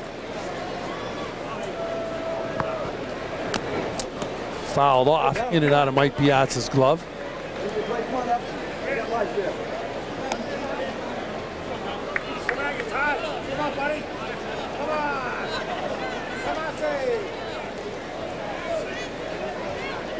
The Mets ball club looks flat. They have really struggled tonight. They've lost 2 of 3 in New York against the Yankees at Yankee Stadium. Coming off that series with the Braves at Shea. Fouled off. They've been looking for that air pump since April. Yeah, they've been pretty much flat since the beginning of the season.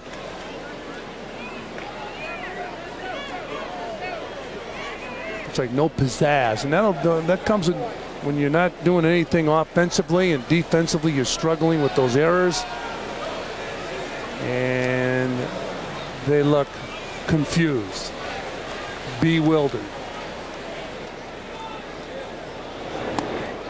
Up high, 1 ball and 2 strikes. Coming into tonight's action,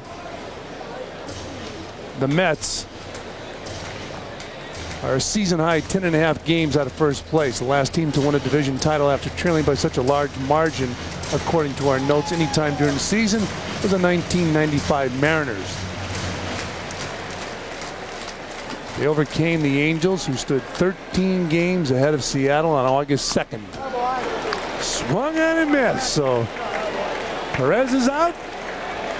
Philly strand 3. Long night for Shawn Estes, and we've only played 4. Mets trail by 5.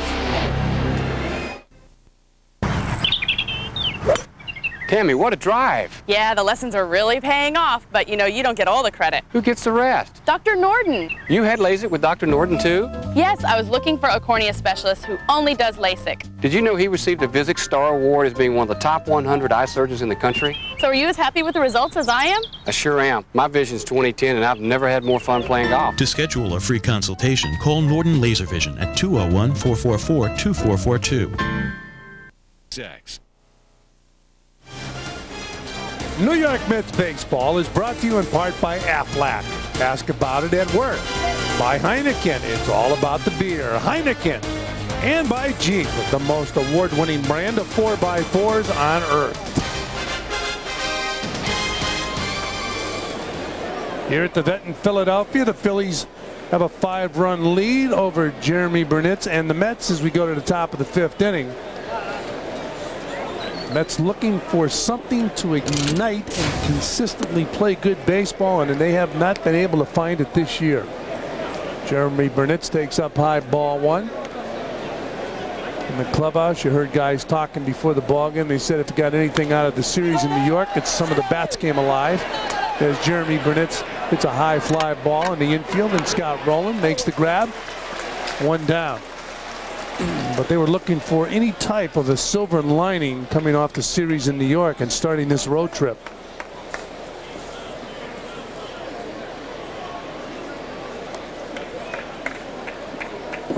So that'll bring to the plate Tony Tarasco. Tarasco struck out his first time up. He's 0 for 1.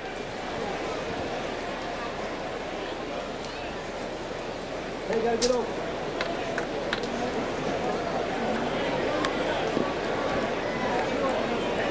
Just a few months ago during the off season, a lot of enthusiasm surrounding the Mets with player moves that were being made.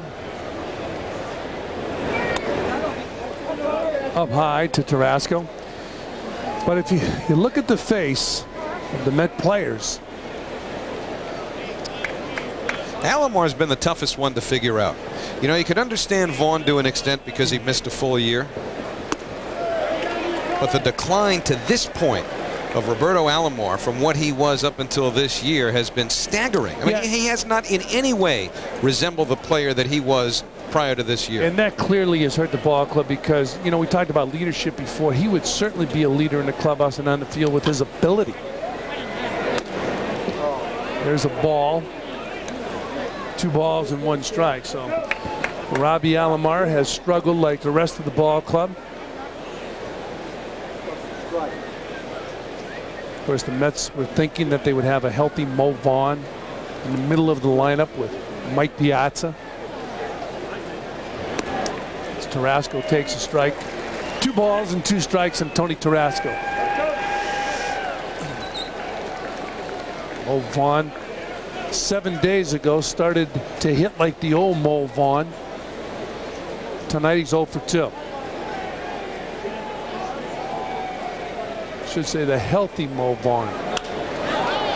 Tarasco hits a fly ball center field. Can of corn out there from Michaels.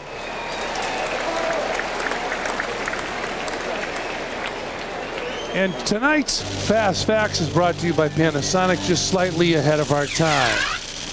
I've got to go back, as Fran mentioned earlier, to the 95 Mariners, who won a division after being down by this much or more. In fact, 13 games behind the Angels a month later than we are right now. And then you go back to the Cincinnati Reds. Tom Seaver, a part of that team in 1979. And then they were swept by the We Are Family Pirates in the playoffs. Pirates went on to beat Baltimore in the World Series. Ray Ordonez just took a strike, so it's 0-1 on Ordonez with 2 men out.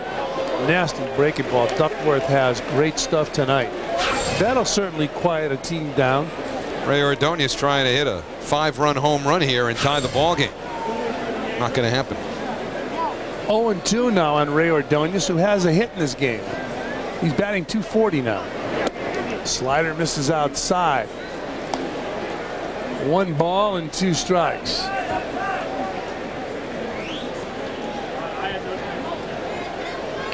Joe McEwing out on deck as a pinch hitter for Grant Roberts.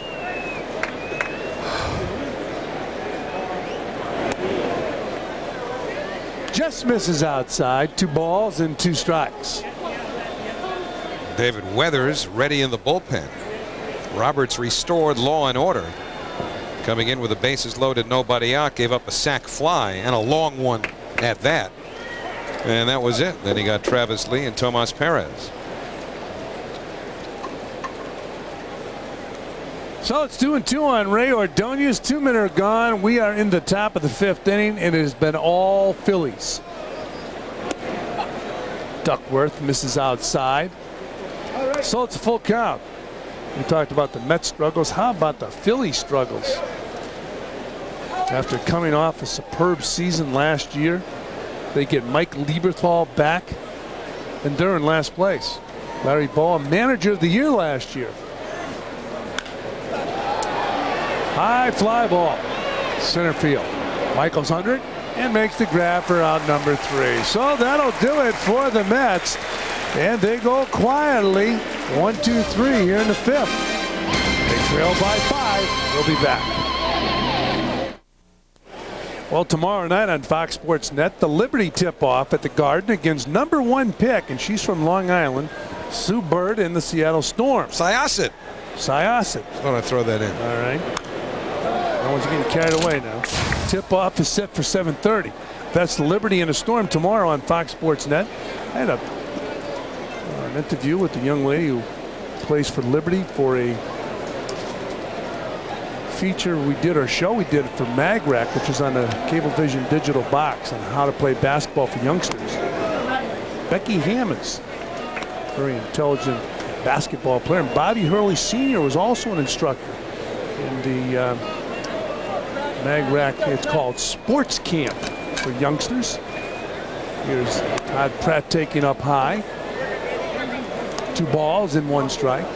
But the women play good basketball. Sue Bird out of the University of Connecticut. Boy, if they put together a basketball program there, extremely impressive. Swung on and missed. So it's 2 balls and 2 strikes. And speaking of that sports camp, we also have a video on how to in baseball. We use Bucky Dinn's baseball camp, and Todd Pratt taught at Bucky Dinn's baseball camp. In between deliveries. Yeah, he delivered pizza. Mike Piazza works out at Bucky Dinn's baseball camp during the offseason. Here's a 2-2 pitch. Up high. I thought Bucky might have gotten that Kansas City Royals job. Yeah, I thought he was going to do. Now what is it? You can't be these. So these guys came here, WAL with 3 balls on the batter. The guy with the K will stand up if he walks, and these guys are going to have a party. Who says nobody comes to the ballpark to see a walk? Foul out of play. Oh man! How about the masks? Look at that. They painted their head like a baseball. Those aren't masks. Paint. Look perfectly real to me. They do. Their last name is Munster. They're waiting for their walk. Here's the 3-2 pitch. They'll be depressed if it's a base hit. How could you tell?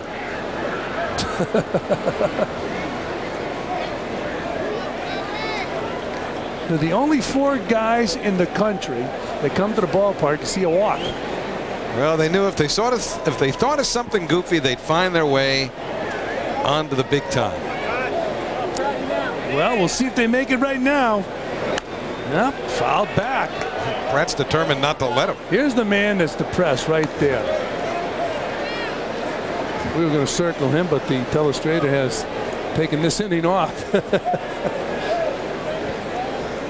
He's going to sleep. Maybe these guys are graduates of the Bill Veeck school of what should the manager do? What should the players do? Hit, steal, walk? Can you root for a walk? 3-2 pitch. Oh, they're elated. Look at this. Look at. Now I've seen everything. That's unreal. Yeah, but the babes love it.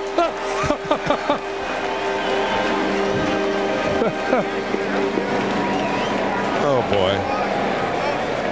I think the hardest part was actually thinking it up.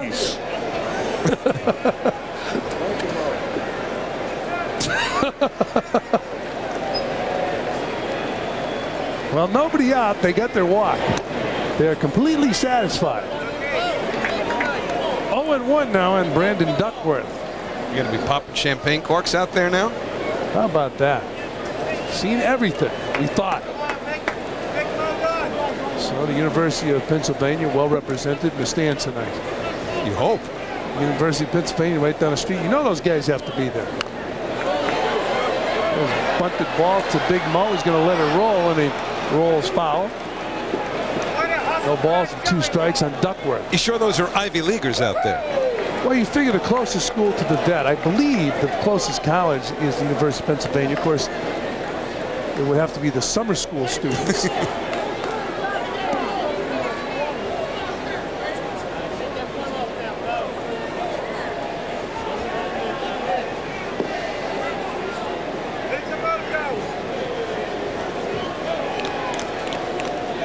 And 2 on Duckworth.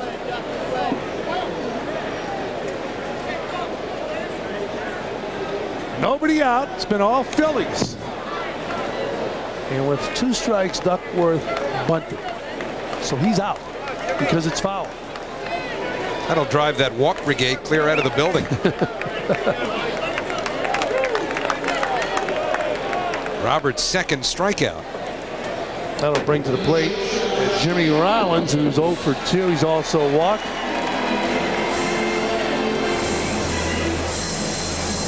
Well, it's going to be tough when you're a manager because there's really nothing you can do for your ball club when they are struggling the way the Mets are struggling.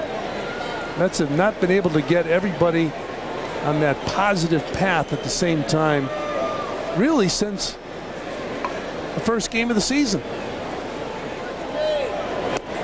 Down low to Rollins. 1-0. Here we go. Ball 1, and now the party starts. This is what he came here for. The guy in the W is wearing that T-shirt with that letter for one reason. Ball 1. Ball 2. That'll get A up. All right, there he is. He's happy. Yes. High five. L is ready. He's on the on-deck circle. I'm starting to understand why there are so many empty seats around them. K is in the hole. So you have the guy on deck and they get the guy in the hole waiting to move. It's 2-0 on Jimmy Rollins. He ruined their day. He popped it up. Alfonso's under and he makes the grab.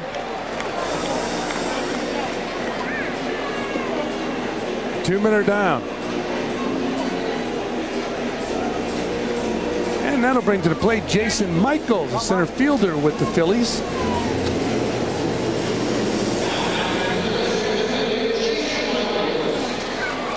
Grant Roberts working his second inning after pitching 2/3 of an inning last night, and this will probably be it for Roberts, who is due to lead off for the Mets in the 6th inning. In fact, Joe McEwing had been out on deck. If Ordonez could have gotten on at the top of the 5th, Roberts would have been out of the ball game right then. Breaking ball for a strike, so Michaels has a count of no balls and 1 strike. 2-men are out. We're in the bottom of the 5th inning. Bobby Abreu on deck.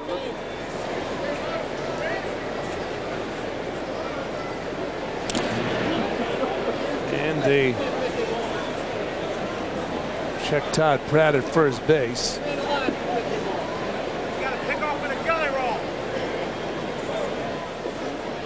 The tank.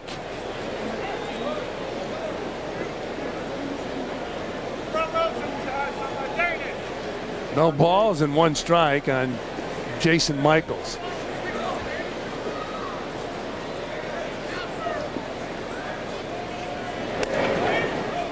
There's a strike. 0-2 on Michaels.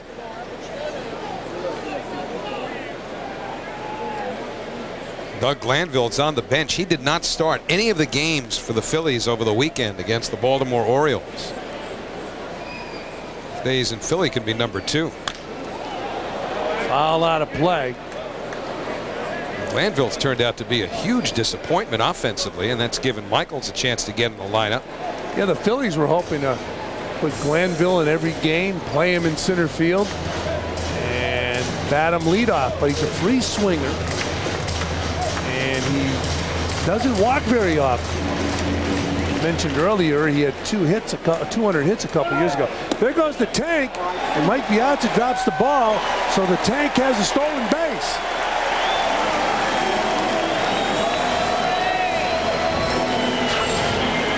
Well, a rarity, a Todd Pratt stolen base, his second of the year. And once Piazza bobbled that ball trying to backhand the low pitch, that meant Pratt would have the bag stolen easily, even though he went in sliding. Why not? When you're not a stolen base artist, you can't assume anything. Well, last year the Phillies led the National League in stolen bases for the first time in their franchise history. There's a fly ball to right field. Easy play out there for Jeremy Burnett. But the Mets are struggling. The walk is in vogue. Phillies have the lead. We'll be back. Well, back here at the Vet, the Philly Fanatic is ecstatic because of this Jeep game summary, Howie. Yeah, it's all Phillies. Tavis Lee got it started early, a second inning 2-run home run, and then Lee singled in 2 more in the very next inning. Meantime, Brandon Duckworth has been outstanding on the mound, and he's even helped himself at the plate. So through 5 innings, all Philadelphia. They have a 6-1 lead, and as we go to the 6th, Duckworth will face a pinch hitter. It'll be Roger Cedeno for the Mets. Roger not in the starting lineup tonight. Stole home plate the other day. Straight steal of home because Ted Lilly was working out of the windup. Not. There's a strike. I guess the last player to consistently steal home, at least maybe 5 or 6 times a year, was it Rod Carew? 7 times in 1 year, I think. Fouled off. 0-2 on Roger Cedeno. Tommy Agee did it on July 31st, 1971 in a 5-2 win over the Cubs. But the year before that, there was a game at Shea. And I happened to be there that night, and I believe Jim Brewer was the pitcher for the Dodgers when Agee stole home to win the game. I think it was in the 10th inning. How about with Cleon Jones hitting? It was the 10th inning. In fact, let me give you some of the particulars to that Elias worked up. 1-2 to Cedeno. It was a 1-1 game. Tug McGraw singled, went to second on Agee's bunt, but Bill Grabarkowitz, the shortstop, dropped the throw. So now the winning run is at second base, and Gil Hodges runs Al Weiss for Tug McGraw, and Weiss gets picked off. Buddy Harrelson strikes out, then Agee steals second. Kenny singled and walked. Agee went to third on a wild pitch, and then Don Clendenin walked. Full count here, so now the bases were loaded. And with Cleon batting in the count 1-1, and the one detail that's not in here, and I've got to go by memory, I think Jim Brewer was the pitcher. Agee stole home to win the game. In fact, I think, I may be wrong about this, but if you collect old Mets yearbooks, go to your 1971 yearbook. I think that play was on the cover of the yearbook in '71. I'm not sure about that. But Tommy Agee stole home in the 10th inning to win the game. Roger Cedeno strikes out. 1 down here in the top of the 6th inning. Business as usual for Brandon Duckworth. This is his 9th strikeout of the ball game. Coming with 1 out now in the 6th inning. So you got the walk brigade and now the duck pond. You had a lot of time on your hands when you were a kid, huh? Remembering, I mean, you had that down. I felt. Well, no, wait a minute now. Ground ball at third.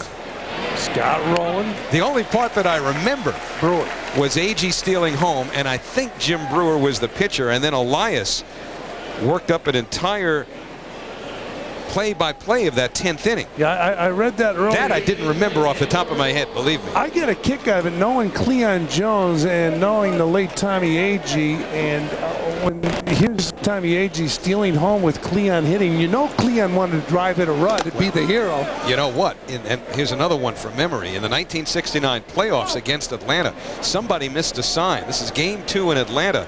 Agee's the runner at third. He breaks for the plate. Cleon swings away, and I mean Tommy Agee saw his life pass in front of his eyes because Cleon sizzled a foul ball right past Agee's ear. I've had the opportunity, I'm sure you did too, to interview Tommy Agee. And Tommy, you would tell me how Cleon and Gil Hodges didn't seem to see eye to eye, so Cleon would try to convince Tommy Agee to get in the same car with him. You know, you're with me, but I'm not here with you. Not against Gil. I miss seeing Tommy around Shea Stadium. Yeah. He'd be there about 20 or 30 times a year, it seemed. 1 ball and 1 strike on Edgardo Alfonzo. There it is. How about this? Right here. How he No, rose. I'm wrong, right? man. That's Grody. I'm wrong. You're wrong. That's a day game. Well, they just told me that was it. Well, I'm here to tell you that's exactly the yearbook, but I had the wrong image in my mind. Let me erase that. He's 31 years old. Can't give me a break. I remembered it was a play at the plate. Let me hold it. I put the circle up. Here I am applauding. Let me erase that. Well, that's gross. Maybe there's a picture of Agee stealing home in that 71 yearbook somewhere. I was in the car with you for a moment. Now I'm out. Yeah, you bailed with the motor running. Mr. Foxhole. Here's the 2-2 pitch to Alfonzo. Pops it up. If it comes down, he's out. It did, and he is. And that'll do it for Alfonzo and the Mets here in the top of the 6th. They still trail by 5 as we go to the bottom of the 6th.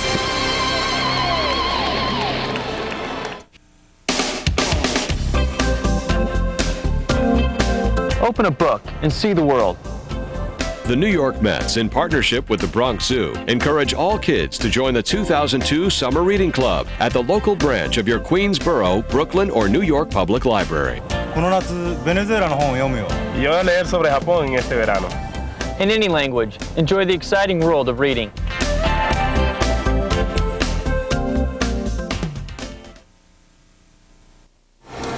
Hey, Met fans, if you are heading out to Shea on Saturday, July 13th, make sure to bring an old baseball cap. The first 2,000 fans that show up at Shea with an old cap can trade it in for a new Mets Flex cap, courtesy of TD Waterhouse. Stop by the TD Waterhouse table outside each gate to make your cap trade. Well, back here at the Vet, I want to take a moment to congratulate the guys in the truck, Jim Gallagher. That was great reaction coming up with that stuff so fast. Charlie Cucchiera gives you a scouting report. Producer Kevin Meininger. Director Phil Webb. Did a nice job down there, didn't they? Outstanding. And you know, they were upset because we gave them up on a telestrator earlier. It wasn't working. They thought that. What do you mean we? Oh, me. Okay. Oh, there it is. He's gone. I like that. 0-1 on Bobby Abreu. I'm bailing, pal. I like it. You've adjusted well to the broadcast booth. I don't think I haven't learned a few things along the way. Well, Bobby Abreu's the batter. Pat Burrell on deck. It's been all Phillies. I was pointing at it. Yes, you did. Foul out of play. No, it's in play. It's in foul territory. And Edgardo Alfonzo's not able to make the catch. Probably be scored there. Well, it should be an imminently catchable foul pop-up. Fonzie overruns it, now has to come back for it. It's too late. Ball's got to be caught. Yeah. Looked like he lost it at the last second. No, once that palm came up. He misjudged it. Just misjudged the ball. And no error? No error. How about that? That's unbelievable to me. Here's the 1-2 pitch, fouled out of play. You know, we're talking about the, you know, how flat the ball club has been since the start of the year. You know, at times they showed that they could win some ball games and had some pizzazz. It's tough to figure out, if you're a manager or a coach or a general manager, what the formula is to get them out of this. Basically, it's the players. Well, we talked last year about when the Mets were in similar straits, how general managers and managers don't make proclamations. No one calls a press conference to say, we think this team is out of the pennant race, or something to that effect. You can tell by their actions when you get to the trade deadline. Well, Alomar gets Abreu at first base. I mean, look at what the Cleveland Indians did this week. They told the baseball world, we don't have a chance to win this year. We're starting to think about the future with the Bartolo Colon trade. Well, if the Mets get to a point at the end of this month where things don't improve or they regress, and they make a couple of moves to unload some veterans and maybe free up some money to go shopping again over the winter, that's as much of a proclamation as you're ever going to get. Yeah, it's tough in New York to do that in the middle of the season, but that certainly could happen. But it's amazing. I was on a ball club in Kansas City. I believe the year was 1974. We had a pretty good season till the end. In the last month, nobody could do anything. Players couldn't figure it out. That was a pretty young team, right? And it was the first time they were in the race? Well, no, we had some good talent. We were in the race in '73 against the Oakland A's. And we had good talent, but for some reason that last month, bang, it went flat, and nothing happened to that ball club. There's a foul ball out of play. And it's a weird feeling when you're a player and you're in the dugout. And I'm talking about good players are bewildered. 2 balls and 1 strike on Pat Burrell.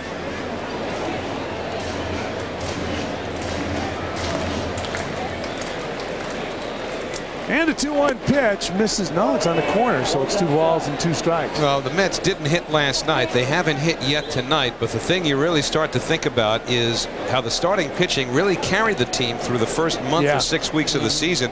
And now that has gone backwards, in some cases dramatically. Jeff D'Amico having been one. Shawn Estes tonight certainly struggled almost from the get-go after working a strong first inning. He's only won 3 games all year. Astacio and Leiter have clearly been their best. Traxel's been up and down. Swung on and missed, so that's strike 3. 2-minute down. First strikeout for David Weathers as he gets Pat Burrell. And Burrell will strike out a lot. He's 5th in the league in time struck out. I think another thing that's very difficult to deal with is those 1-run ball games. We were talking about that last week. And those 1-run ball games, I mean, you can deal with them. That's not an excuse. That's not a big deal. But you'd like to have a few of them where you win 7-2. Mets have played an enormous number of 1-run games, 31 of their first 80 games. And it's not an excuse. I mean, you're a Major League Baseball player, and you should be able to adjust to 1-run ball games. But you're living on the edge every single pitch, every single night. Inside to Scott Rowland, 1 ball and 1 strike. Basically, so far, the Mets have not played up to what I guess their potential is, or what they felt. The way they felt just they would play this what year. Their average seasons. Yeah, average seasons. Alomar to me has been the most dramatic. Obviously, Mo Vaughn has shown signs in the last week of making a big turnaround. But you go around the rest of the infield. I mean, Alfonso hasn't driven runs in. Hasn't hit the home run ball. Jeremy Burnitz was in a unbelievable cold streak.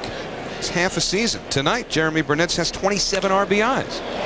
Up the middle, Ordonez over to the big boy, Mo Vaughn, and that'll do it for Scott Rowland and the Phillies. Here in the bottom of the 6th, they fail to score, but they've been in complete control of this ball game. They lead the Mets by 5. You know, people always ask me, Yogi, where can I see great baseball? I say, come and see the New Jersey Jackals. For 2 big reasons. First, they play quality baseball in a beautiful stadium built for families. What an atmosphere. And the second big reason is right here, the Yogi Berra Museum. What? Call now for tickets. Yogi Berra Stadium and Museum are located on the Montclair State University campus, where routes 3 meets 46. Catch the Jackals. For over 30 years. 7th inning, Mo Vaughn leads it off. 6-1 Phillies. Back in with the play-by-play. Howie Rose. All right, Fran. Vaughn has struck out twice, takes a curveball for a strike to start the 7th. Vaughn was caught looking in the first inning at a pitch that he thought was below the knees. Then in the 6th inning, he swung through a curveball. Brandon Duckworth right now has retired 11 consecutive batters. Foul tip, and quickly it's no balls and 2 strikes on Vaughn. Thought Pratt took that one off the mask. Well, we saw Mike Piazza take it off the mask early on. Mets have been out hit 8-2. And with the shift on, Perez in short right field throws out Vaughn for the first out. And tonight at 10 o'clock on MSG Network, join Kurt Menefee and John Giannone for MSG Sports Desk presented by Toyota. Get all the day's news, scores, and highlights. That's the all-new MSG Sports Desk tonight at 10 on MSG. Now, they will cover the Raul Mondesi trade from, I almost said Toyota, from Toronto to the Yankees. And they'll be all over that trade, we are told. Well, more on that coming up on the MSG Sports Desk. Mike Piazza has struck out twice in this game. Looking in the 2nd, swinging in the 4th. 12 in a row now retired by Brandon Duckworth.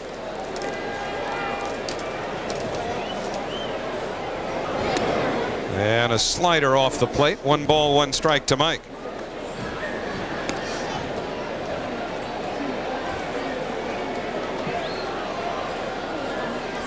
Ten straight All-Star games for Mike Piazza.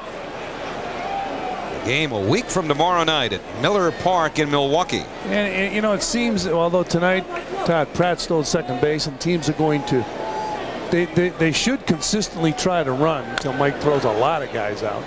Roland throws him out.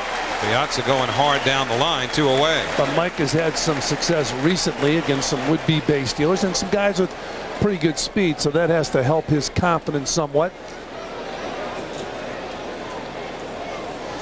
So Duckworth picking up a couple of ground ball outs to supplement his high strikeout total. But a brilliant performance to this point by Duckworth. The only hits, Ray Ordonez, a 1-out double in the 3rd, and then the pitcher Shawn Estes followed with a double of his own. That produced the only Met run. Meantime, the Atlanta Braves were trailing the Montreal Expos and Javier Vasquez 4-1 going to the bottom of the 5th inning. But the former Met, Matt Franco, has hit a grand slam. And Atlanta now leads the Expos 5-4 in the bottom half of the 5th inning. Taken low by Alomar. 2 balls and 1 strike. Play started today in the National League East with first place Atlanta leading second place Montreal by 8.5. Florida 10 back, the Mets 10.5 back. And the last place Phillies 14 games out. That's hit hard by Alomar, a base hit into center. So the Mets have their 3rd hit and their 1st since the 3rd inning. Duckworth had retired 13 in a row, but that streak comes to an end. Jeremy Burnett's will be next. Well, Duckworth gets that ball up around belt high. Not very much action on it, and Roberto Alomar hits the ball hard into center field. So let's have a base runner with 2 men out here in the 7th. Burnett's started to show signs of coming out of it himself. Went 2 for 11 at Yankee Stadium this weekend. He's 0 for 2 in this game.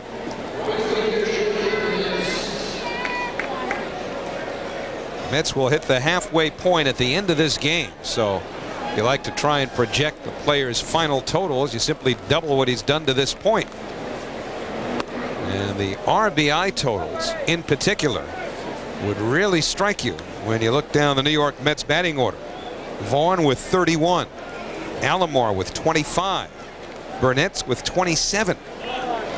Alomar running. Phillies don't care, even though he does the head first slide. I don't know. I mean, the way teams can come back, although maybe they feel the Mets don't have a shot at coming back tonight, but I just wouldn't give up that stolen base. So Alomar gets credit for the steal, his 9th of the year, and Burnett's takes inside.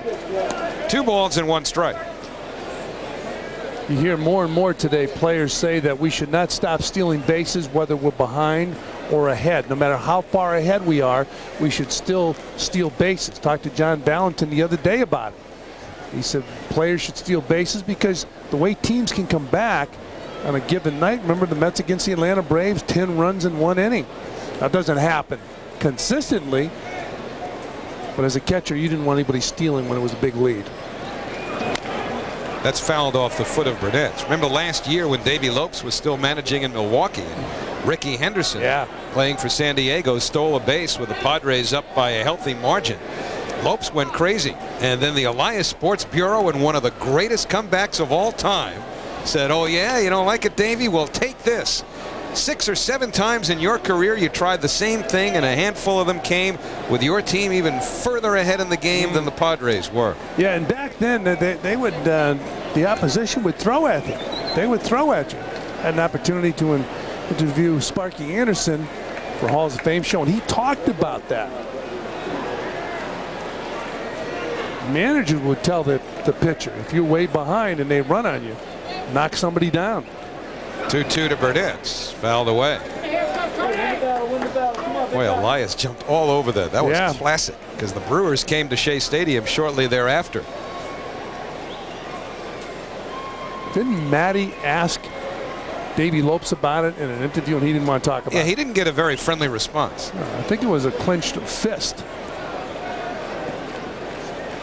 2-2 pitch, and it's up and in.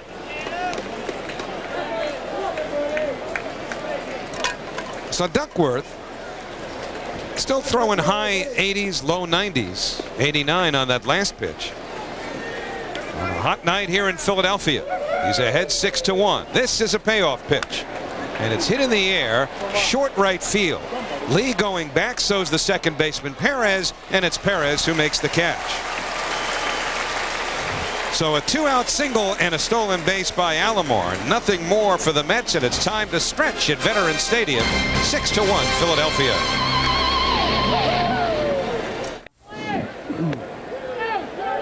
Tavis Lee takes a fastball for a strike as we start the Philadelphia 7th. 6-1 Phillies. They've had 8 hits. The Mets have had 3.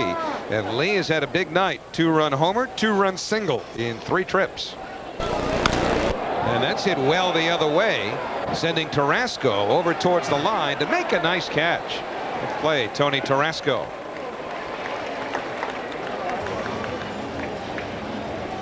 So Lee sliced it the other way, and Tarasco caught up to it.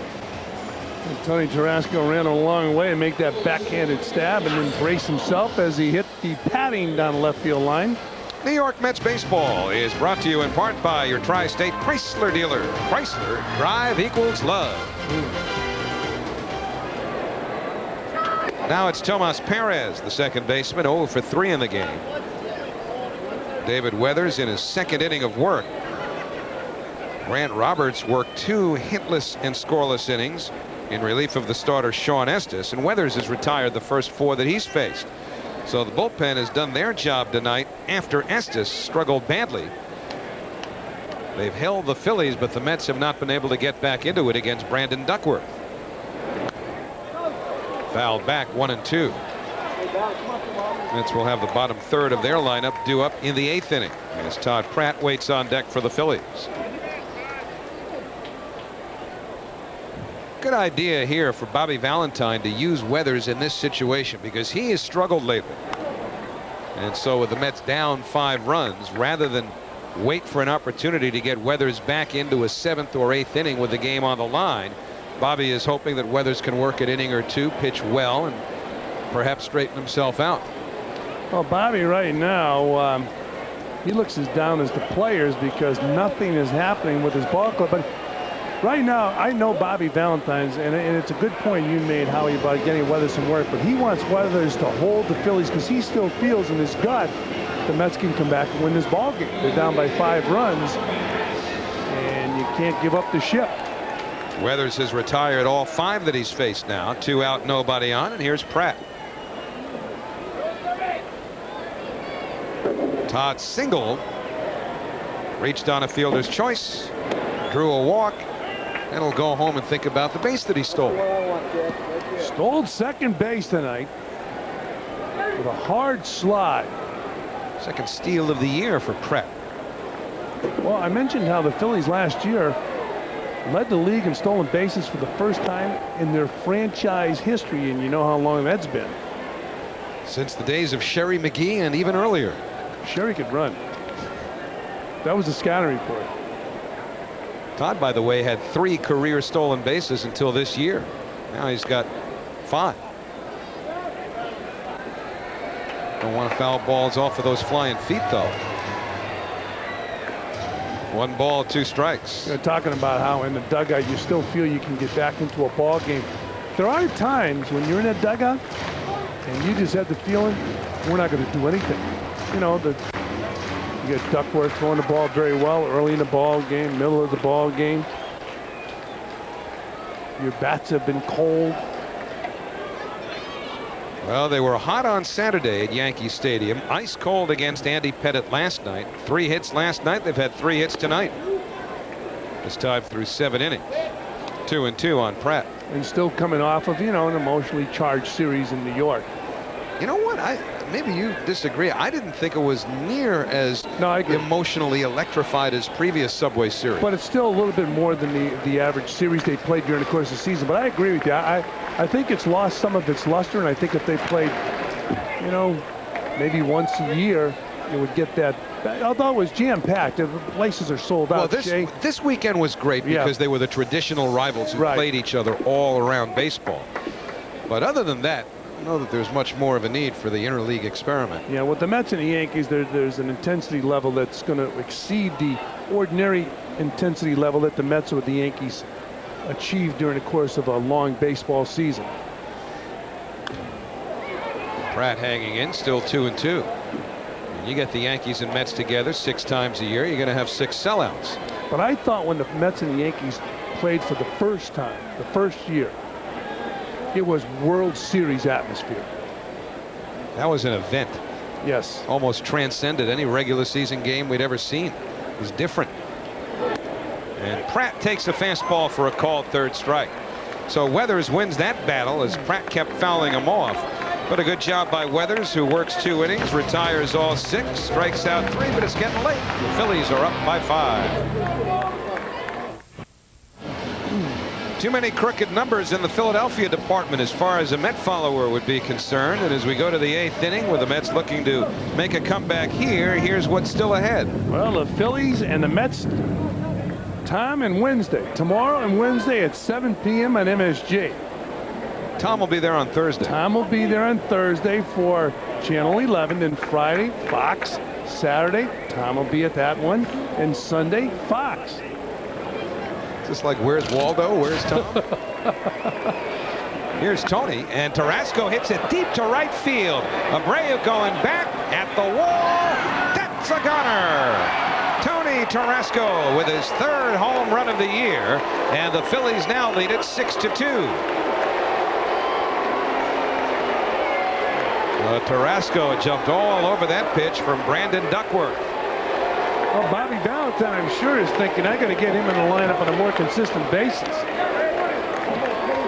At one time, he was a member of the gang out there on the West Coast. And now he's fighting off fastballs and sliders.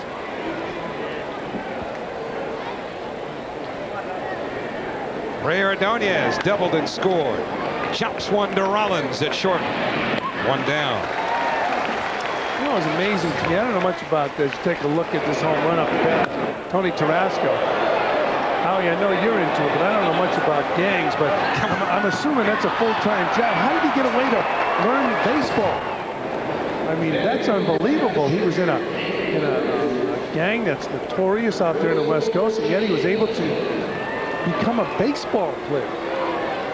Well, his obvious natural ability came through on that home run in the 8th inning, leading this inning off. Where would he find the time? Fouled back by Payton. At the age of 16, he made the commitment to pursue a baseball career. It had to be tough for him to walk away and play baseball. Jay Payton is the pinch hitter here for David Weathers. The story was in the paper recently. we had heard stories when the Mets would play against Tony Tarasco when he was with other ball clubs. And just unbelievable story of a kid who made good in Major League. Now Payton drills one deep to left, and that ball's gone. Home runs by Tarasco and Payton here in the 8th inning have cut into the Philadelphia lead. It's now 6-3.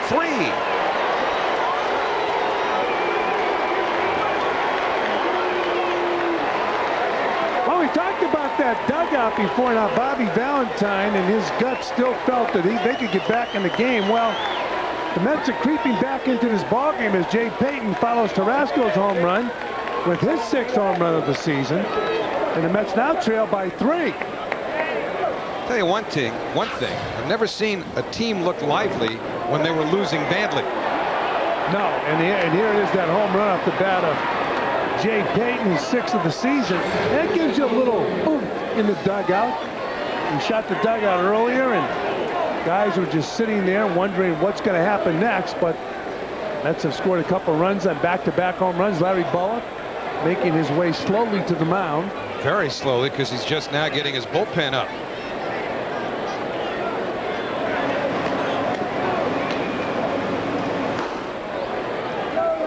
Silva, the right-hander.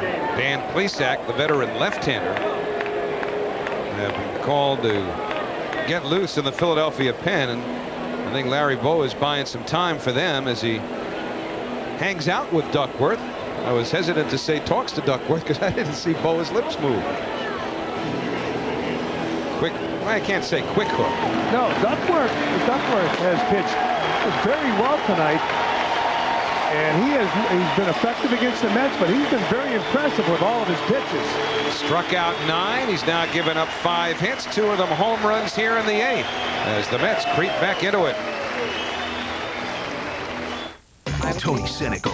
The big stars, the big questions. Don't put me on the spot. The big events. Did I see you on TV last night? Need to get a fix on the stars? Check out Tony Time. Only on the WB11 News at 10. I'm Mel, and it's Tony Time. That's right. For news coverage this close, pictures this clear, news as it happens, Air 11's got you covered. Live traffic reports every 11 minutes starting at 5:30 a.m. Air 11. One reason why more people are watching the WB11 Morning News. Go to Mets.com, the ultimate baseball website. Listen to game day audio and watch highlights direct, baseball's best, and more. It's available at Mets.com. Mets will get their first look at the rookie Carlos Silva. You see Silva's numbers, 2.31 ERA in 33 games, 39 innings. He struck out 26. So it's up to Silva to hold the Mets. It's up to Timo Perez to keep it going. There's one out here in the top of the 8th inning, and the Mets have had back-to-back home runs, Tony Tarasco and Jay Payton. So the Mets getting back into it. And now Timo Perez looks at a fastball on the outside corner from Carlos Silva. Perez 0 for 3 in this game, with Edgardo Alfonso waiting on deck. Carlos Silva, 23 years old, out of Bolivar, Venezuela. By the way, check that the home runs were not back-to-back. Ray Ordonez batted between Jay Payton and Tony Tarasco. Fastball on the outside corner. It's 1-2.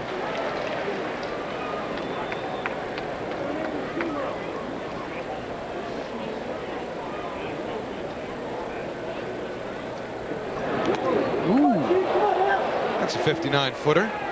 Didn't bother the Tank. Put the glove out there and grab it. Watch this. No big deal, Tank says. He didn't even flinch, but how about Timo? He wasn't even catching. Timo was flinching and the Tank didn't. Sympathy pain.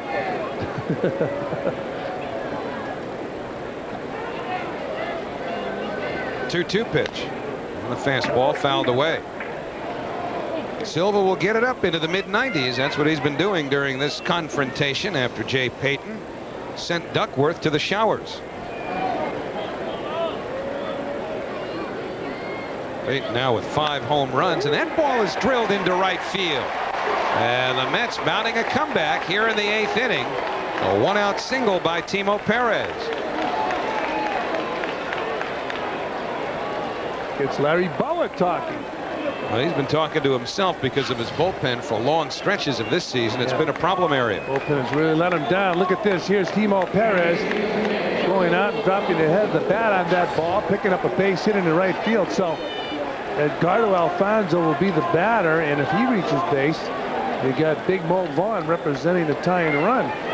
So you've got a Venezuelan-born pitcher against a Venezuelan-born hitter, and Alfonso takes a strike. 0-1. Fonzie flied to center, grounded a short, popped to second. Nothing for 3 in this game.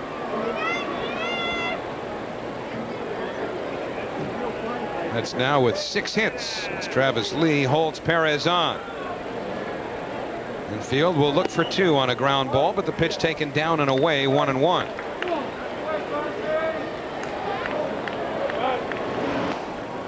Dan Plesac continues to throw. Plesac might very well be called on with Mo Vaughn on deck, and the closer Jose Mesa working alongside him. Mesa just now got up. That's hit hard off of Silva, and everybody's going to be safe. So a hard hit single by Perez, a hard hit single off of the pitcher by Alfonso, and now the Mets will bring the tying run to the plate in Mo Vaughn. Ball hit right back at Silva. Once he turned, he realized, I got to take it like a man. It hit him, he chased it down, but now runners on first and second, and Mo Vaughn, the batter. I'll tell you what, if I'm Larry Bowa, I'm not letting this kid face Vaughn, even though Mo is hitless tonight with the week that he's had. That's what he's got Dan Plesac for, these lefty-lefty confrontations. See Silva chase that ball down after being hit with the line drive. We talk about being in position to field that ball when it's hit back. Well, he would have had trouble even if he had finished properly. He finished improperly and paid the price in pain. So the Mets will hope to inflict some more pain on the Phillies as Silva departs, and Plesac will come on to face Vaughn. Immediately following the game, stay tuned for a complete recap on the Mets post-game show presented by The Wiz, coming up here on Fox Sports Net. This game taking a different turn here in the 8th inning, and so Dan Plesac, in his 20th year in professional ball, 40 years old, picked up by the Phillies from the Toronto Blue Jays at the end of May for Cliff Polite. Dan Plesac, a left-handed specialist, will work to Mo Vaughn. At one time, as a Milwaukee Brewer, Dan Plesac was one of the elite closers in Major League Baseball, had 30 and 33 save seasons, but Vaughn never has figured him out. So Plesac in relief of Silva. Brandon Duckworth now having to sweat out what was a 5 or 6-1 lead. A 5-run advantage. Vaughn 0 for 3. And Plesac misses away. Now again, you wonder whether or not this is a one-batter assignment for Plesac, because you've got Piazza on deck. Right now, Vaughn represents the tying run, and the Phillies play him around towards right. And Mesa is their closer. So what happens if Plesac gets Vaughn? I believe Mesa's in here. You got to go by the book if you got Piazza hitting. I don't think you want him to face a left-hander. You see first batters faced by Plesac batting 207. So this is quite a battle now. Should be quite a battle. Mo Vaughn has been getting hot. He hangs in there pretty good against left-handers. That's a strike with a breaking ball. 1 ball and 1 strike on Vaughn. Vaughn taking that high breaking ball in the corner of the plate. Mo's geared for 1 pitch, and that is the fastball.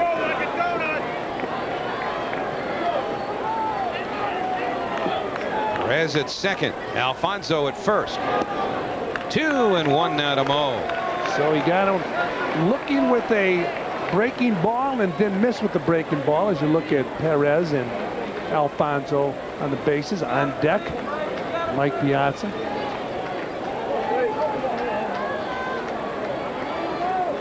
On 4 home runs in his last 6 games coming into this one. Runners lead second and first, and now time is called.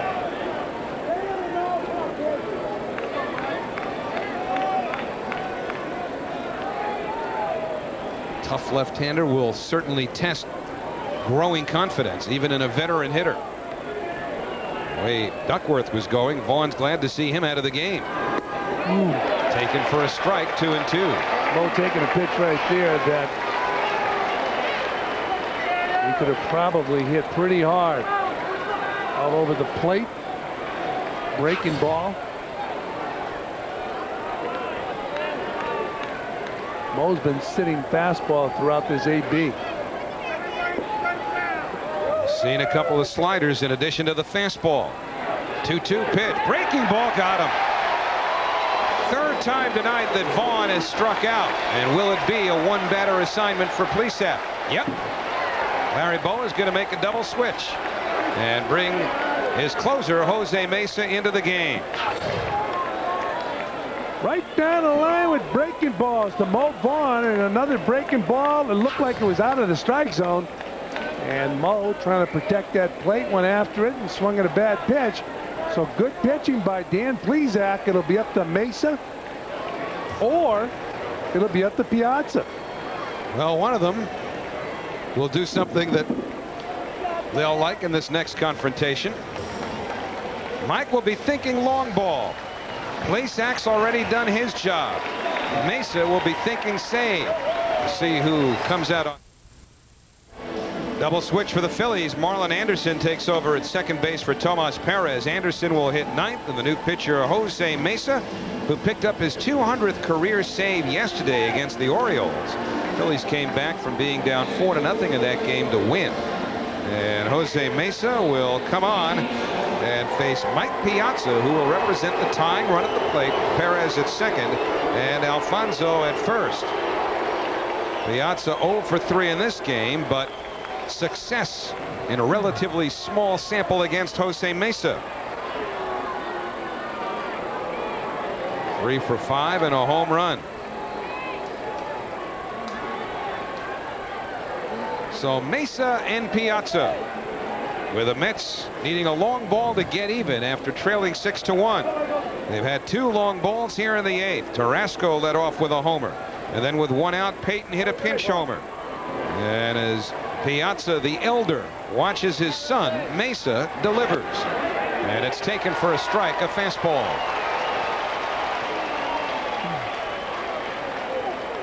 Jose Mesa in his 21st year of pro ball. Well, first pitch, Mike Piazza. Mike thought that ball was low. You could tell by the smirk on his face and his body language. All hard stuff from Mesa. Fastball, slider. And he beat him there with a fastball. Yeah, that was a hittable pitch from Mike. That's a pitch he likes to tattoo. Out over the plate with the hard fastball, and Mike a little bit late. So Mesa ahead, no balls and 2 strikes. 2 fastballs, 2 pitches. Power against power.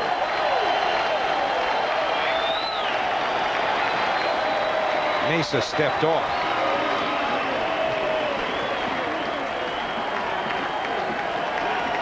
Vince Piazza, Mike's dad. Oh, his looks a little more intense. A little more nervous when Mike said, "You're right." Then Mike. Absolutely. 0-2 pitch. Runners go. Ball 1, no throw. How about that? 0-2 runners in motion. And they're safe. A double steal.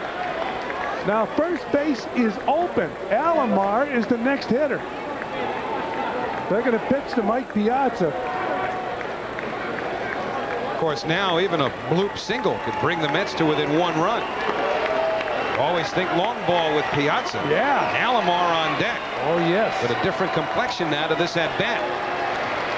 1-2 pitch. In for a called strike 3. That was a curveball on the inside part of the plate and just locked up Mike Piazza. Kind of a 2 fastballs and this. 6-3 Phillies. Well, the situation here in Philadelphia, 6-3, the Phillies on top of the Mets. Let's take a look at Mike Piazza's at bat with runners on first and second, pitch by pitch. Fastball, questionable, but it was a called strike. Here's a good strike. Mike misses, and they miss outside, but the runners are in motion. First base open, he throws him a curveball for strike 3. Good pitching by Mesa, and successful managing by Larry Boa, staying after Mike Piazza. Mesa, the right-handed pitcher, if they did decide to walk Piazza, they would have faced Alomar, who would have batted from the left side of the plate. But so many different scenarios. Let me ask you something as a former catcher. Would you have been as likely to call that curveball? Because he's basically fastball, slider, sprinkles in a curveball.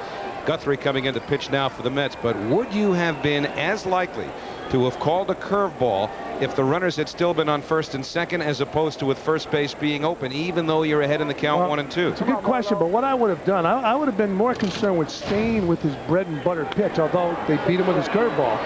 Marlon Anderson goes after the first pitch from Guthrie. Alomar backpedals and makes the catch. And if you take a look at the way Todd Pratt caught that curveball and he moved his glove, that tells me when a catcher moves his glove that he doesn't think it's a strike. And Todd moved his glove like this isn't a strike. But they got the call from the home plate umpire, Ted Barrett. Who's had a pretty liberal strike zone all night. Well, the first fastball that was a called strike on Mike Piazza, Mike didn't agree, you could tell. And it was close. Then he threw him that second fastball. He got him with the curveball. Down and into Jimmy Rollins. Now watch this last pitch, the curveball. Now watch Todd Pratt's glove. See what he did? He's telling me right there, it's not a strike. He brought that glove. Anytime a catcher does that with his glove, and it's so noticeable today because the catchers today, what they call frame the ball, and you frame it with a stiff arm.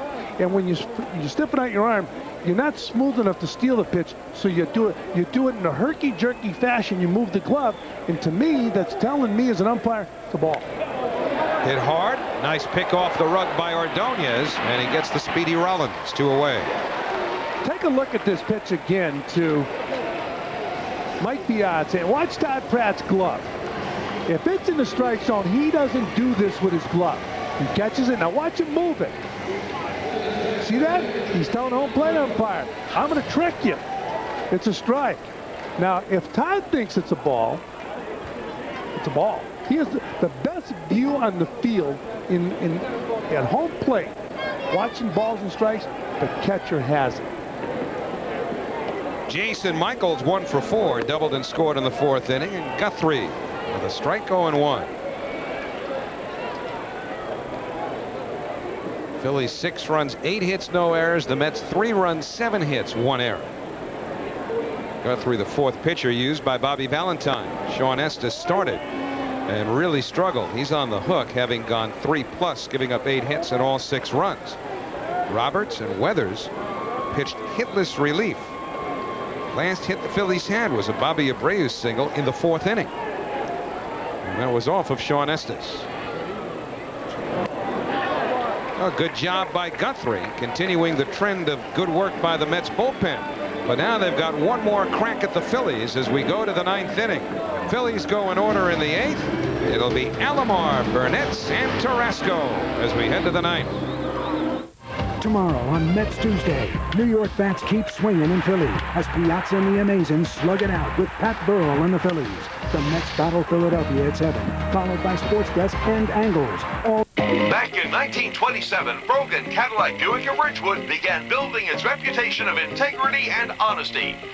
Today, 75 years later, the only thing that's changed is the car, but the buying experience is the same. No haggle, no hassle.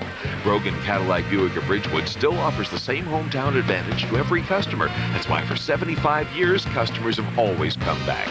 Join our 75th anniversary celebration. Brogan Cadillac Buick of Ridgewood. You're not just a customer, you're a member of the family. We go to the 9th inning with the Phillies leading the Mets 6-3. Jose Mesa, looking for his 21st save of the year, will face Alomar, Burnett, and Tarasco. Alomar is single in 3 trips. And a fastball, a little bit outside, 1-0.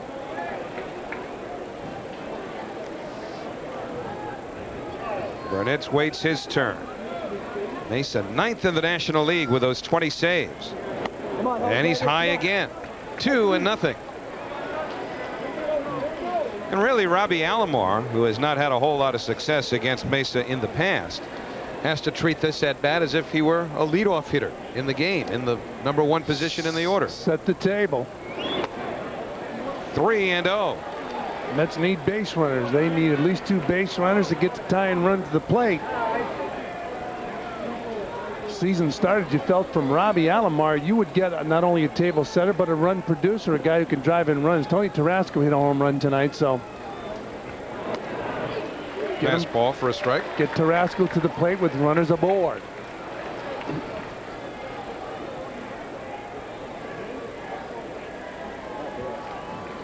Mesa deals 3-1. Up high, ball 4. So the Mets get the leadoff man on.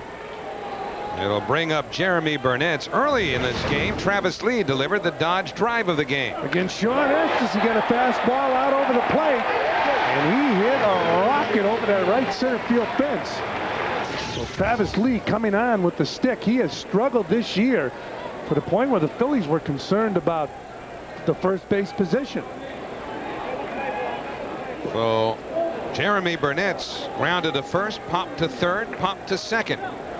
Mets are trying to reward their bullpen. It was brilliant tonight. And Burnett drives it deep center. Michael's on the run, but he has room. And there's 1 out. Mets bullpen worked 5 hitless innings, walking 1 and striking out 6. The combined efforts of Grant Roberts, David Weathers, and Mark Guthrie. Tarasco started this attempted comeback with a leadoff home run in the 8th inning. Now he bats with 1 on and 1 out, needing to get on to bring the tying run to the plate.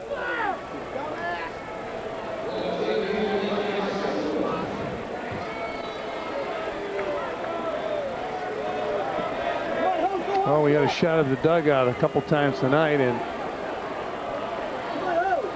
there's just nothing they can figure out. It's a collective effort.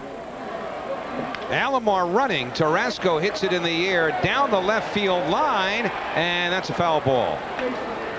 Shot of that dugout with the Mets. The whole team seems to be perplexed how to get out of this collective slump, how to put together a string of victories and try and get back into this Eastern Division. The Atlanta Braves on top of Montreal tonight, 6-4. And well, they talk about scoreboard watching. Believe me, you watch a scoreboard from day 1 in baseball. We've talked often this year about how flat and down and unanimated the Mets have looked as a team on the bench. I'm curious if you've played for teams that had a lot of get up and go and they were 5 and 6 runs down. No. 0-2. I mean, we always make a point of that. Yeah, you don't have any get up and go when you're 5 or 6 runs down late in the game. But here's that home run off the bat of Tony Tarasco. Put that ball over that right field fence. Good fastball hitter. Right here, he's in an 0-2 hole with 1 out. You know, you'll hear some guys in the dugout say, come on, let's go, let's go. You know, let's get some runs. But right now, it looks like in the Met dugout, you don't have that pepper pot. Strike 3 call. So Tarasco caught by the breaking ball just as Piazza was in the 8th inning. So Mesa getting a big strikeout with Mike Piazza, same type of curveball, but this was over the corner of the plate. If you recall, we were talking about Todd Pratt with his glove when Piazza was hitting. Well, on Tarasco, he let the ball float into the glove and kept the glove right there. Didn't move it. John Valentin will bat for Ray Ordonez. And when a catcher does that, he's telling the umpire, this is a strike. When you pull that glove in, the catcher's telling the umpire it's not a strike. So Valentin, the last chance for the Mets as he bats for Ordonez. 11 Mets have been struck out tonight, 9 by Duckworth. Make that 12 as it's fouled away. Duckworth struck out 9, Plesac 1, that's 10, and Mesa has struck out 2. So 12 Mets have been struck out. Jay Payton hopes for another chance.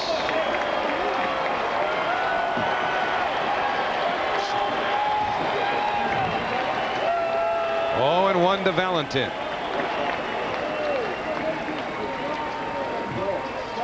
Mesa took a look at first base and stepped off.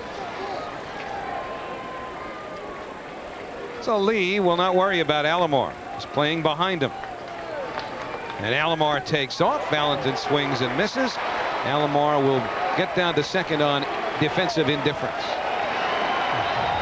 And now the Mets down to their last strike. It's 0-2.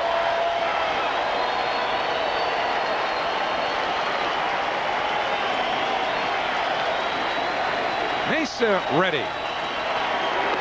And the fastball away.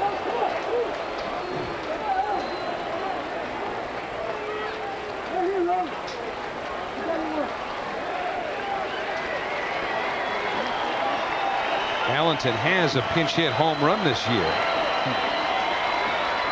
Right here, the Mets need him to get on to get the tying run to the plate. 1-2 pitch. Just off the plate. 2-2, and Mesa wanted it. See that long stare from Mesa. He thought this was strike 3. Well, it was called a ball because it looked like it was off the inside part of the plate. And again, you watch Todd Pratt with that glove. Bring it back. Todd Pratt told us it's a ball. Valentin 6 for 10 with a home run against Mesa.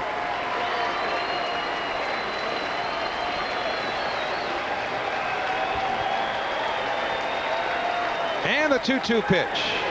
Bounced slowly to the right side. Nice hop for Anderson, and the Phillies win the ball game. Well, Duckworth got it going for Larry Bowa's Phillies. He had great stuff tonight.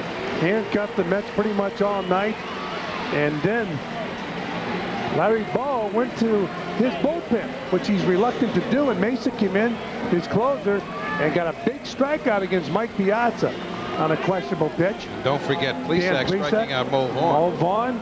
So the bullpen did it for the Phillies tonight, and their offense was Tavis Lee, 4 RBIs, a home run. Tough night for the Mets. Mets lose their second straight. They hit the halfway mark of the season at 40-41 as the Phillies win the opener of this 3-game series.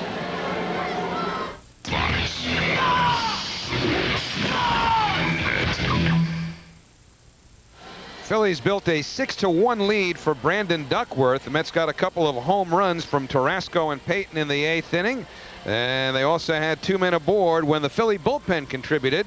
Our Dreyfus plays of the game. There you go, back to the 8th inning, and it's the strikeout to Mo Vaughn by Dan Plesac.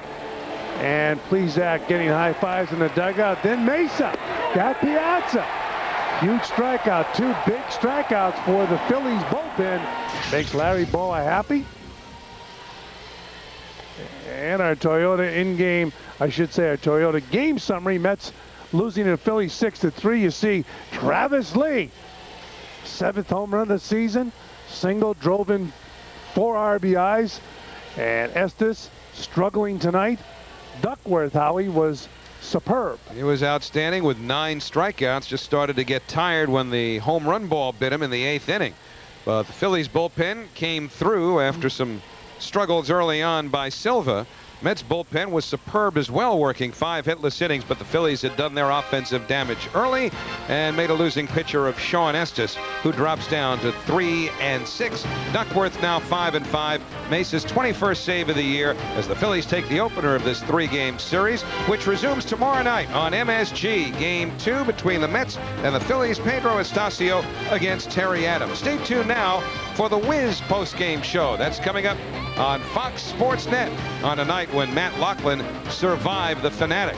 But the Mets were not able to get past the Philadelphia Phillies bats. Phillies take the opener of this 3-game series 6-3. For Fran Healy, Matt Lachlan, producer Kevin Meininger, director Bill Webb, and our entire crew, I'm Howie Rose, wishing you a pleasant good night.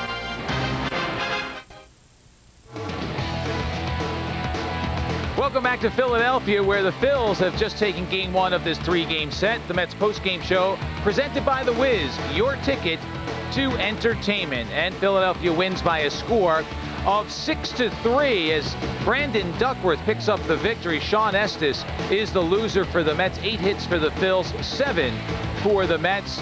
And the Mets now slip to 40 and 41. We're joined by the Phil's catcher, Todd Pratt, who joins us on the post-game show. And the former Met is always a pleasure to see. And Todd, your pitchers tonight, I mean, beginning with Duckworth and then going on into the bullpen, were just fabulous. Tell us a little bit about this young right-hander that the Phils have. Well, he came up last year and pitched great in the the playoff stretch and showed great composure. You know, I compared him last year as a poor man's Maddox. He throws a little harder than him, but he has the same movement on his fastball, that comeback fastball to lefties. The cutter that we worked with last year, it really knocks those lefties back off the plate, kind of like Al's pitch to righties, and a great change.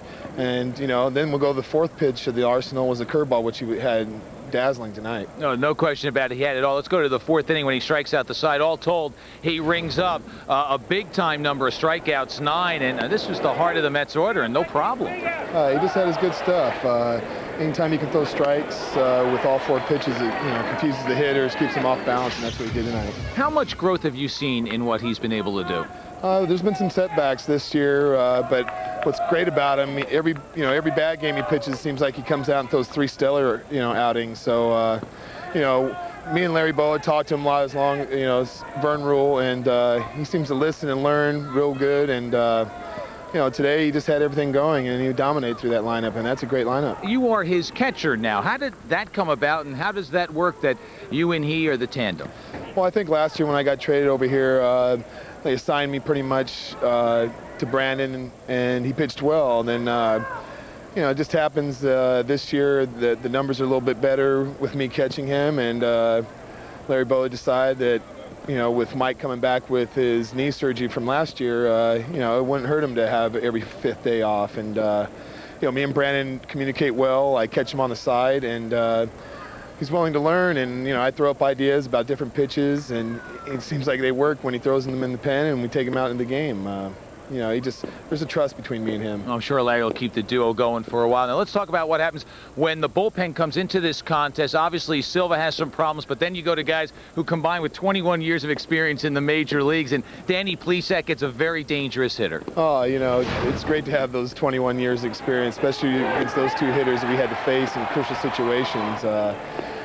We let it mow off with a fastball, which probably set up the breaking balls, and we went 2-2, and he took a little bit off the slider, which I think confused Mo, and he was out in front of that pitch. And then you go to Jose Mesa, and Mike Piazza, we just saw, gets caught looking at a breaking ball. Talk about the decision that went into calling for a breaking pitch in that big-time situation. Well, when I went back to the umpire, and I told him, God, man, I don't want to catch right now. I mean, Mike's so dangerous and so clutch in those situations. But, hey, Jose told me when I went out there, he says, I'm going in on him, and I'm going to challenge him. I'm going to go right at him. And then, after the 3 fastballs, he took a great swing on that 0-1 fastball, and then we went away.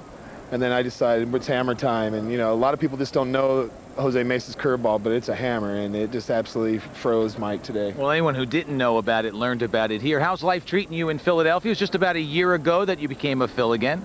Yeah, there's nothing like New York, but I got some good people here that really like me and trust me and make me feel real good here in Philadelphia with Larry Boa and John Vukovich. Well, I know that the people here in Philadelphia love having you. You'll always be remembered by Mets fans for what you did in the postseason, and I guess, you know what, for all the hard work you've put in, you might as well be remembered for your entire career for this one, right? Well, it's nice, and it was a great thing, but I always feel that I played 5 solid years there.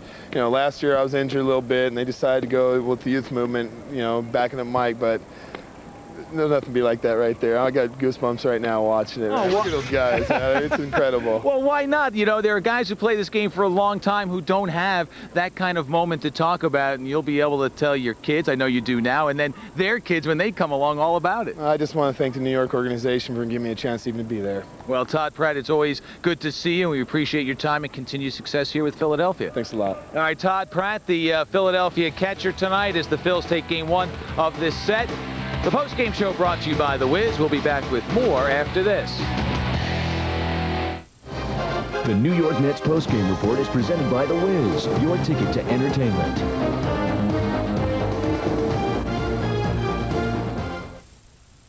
The Mets post-game show is brought to you by The Wiz, your ticket to entertainment. The Mets losing tonight to Philadelphia by a score of 6-3. Philadelphia led in this ball game 6-1 before the Mets mounted a late rally, falling short, and they now fall to 40-41 on the season. Time to check out the clubhouse report, brought to you by Just for Men, more than a rejuvenator. Looks great, ends gray in 5 minutes. Here's Bobby Valentine talking about the late comeback try. Bobby, even with a slow start tonight in the 8th inning, you got a couple of runs on the home runs, and you had got Vaughn and Piazza with a chance to tie the game. Well, you know, we came back a little, and we had, you know, a chance to tie the game, but, you know, there's a night of curveballs. Shawn just couldn't throw his over, and they couldn't throw theirs for a ball. I mean, they threw curveball after curveball, and they were strikes all night, and they did a heck of a job getting us out and keeping us from really mounting anything. Shawn had trouble with his location tonight, trying to find the target tonight. Well, it's, you know, pitching without his curveball at all, you know. For those innings, he was trying to pick with his fastball after that. And, well, Lee gave him some trouble from the left side, that's for sure. Did you feel the team came out a little sluggish today with the late game last night, and the emotional letdown maybe? I don't know. They scored 2. We came back, scored 1. You know, right there in the 2nd inning. So looked like, or 3rd inning, looked like we were going to get into it. Just, you know, strike 1 was getting us, was putting us in the hole. It seems like we hit behind the count all night because they were able to, you know, throw a curveball over, strike 1, and kept us on our heels. Professor Duckworth, way he's able to maintain his composure out there for a young guy. It seems like he's on his way more and more each start. Well, I haven't seen him every start, but he looks good. He has a good fastball, and you know, really, you know, he did a good job. He had a big cushion to pitch on there.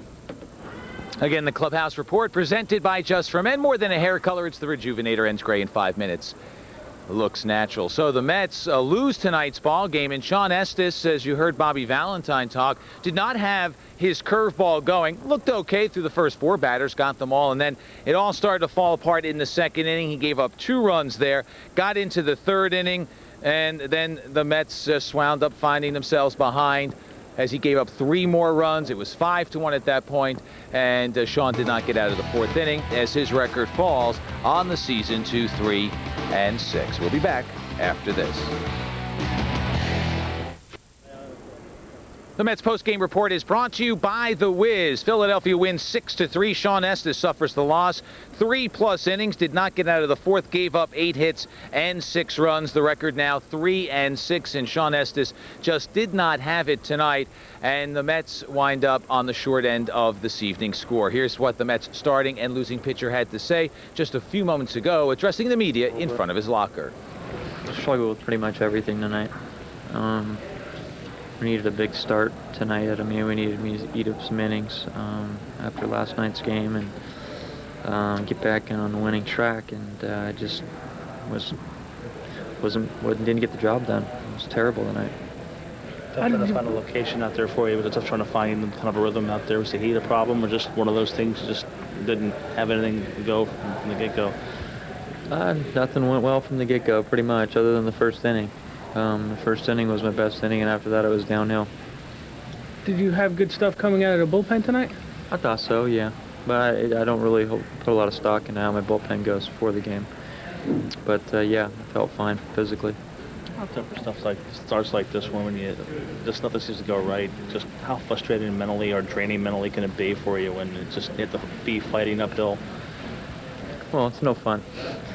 It's you try to go out there and have fun when you pitch. I know it's a job, and you try to go out there and you know, battle through times when things aren't going as well. You don't have your good stuff, and you don't have a whole lot of fun out there. And I didn't have a whole lot of fun out there on the mound tonight. Just one of those things you struck up and just forget about it and move on, or just something you have to worry about and concern yourself with. Well, you have to, yeah. I'm not going to bury myself over it. I got one more start before the break, and then we all get a much needed rest. And I just got to prepare for the Marlins and forget about this one. Is it tough right now for this team to go through a tough stretch of games? You're coming off of an emotional service with the Yankees, and you got to come here, and then you get the Marlins. How mentally trained right now is this club right now, if they are? Well, that's the season right there. I mean, that's what you prepare for in the off season for spring training. I mean, you know you're going to have tough stretches, and you know, we just got to make the most of them. I mean, we had a long homestand, so we should be well rested for this road trip, and we got the All-Star break coming up, so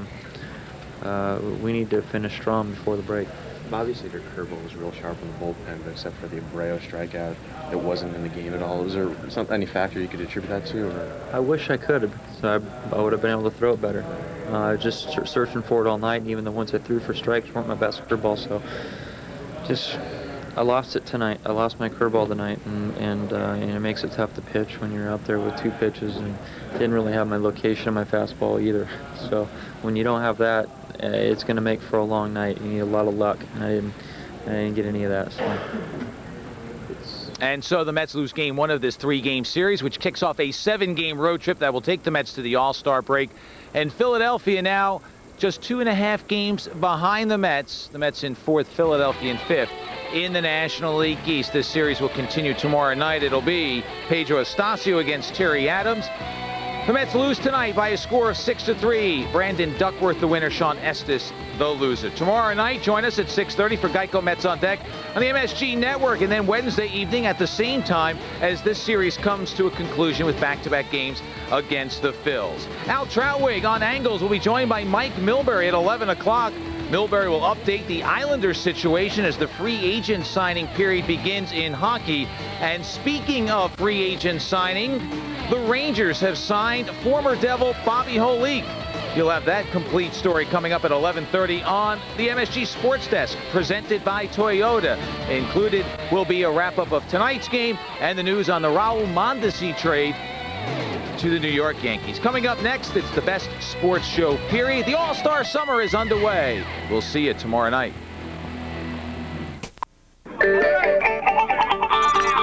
I take batting practice.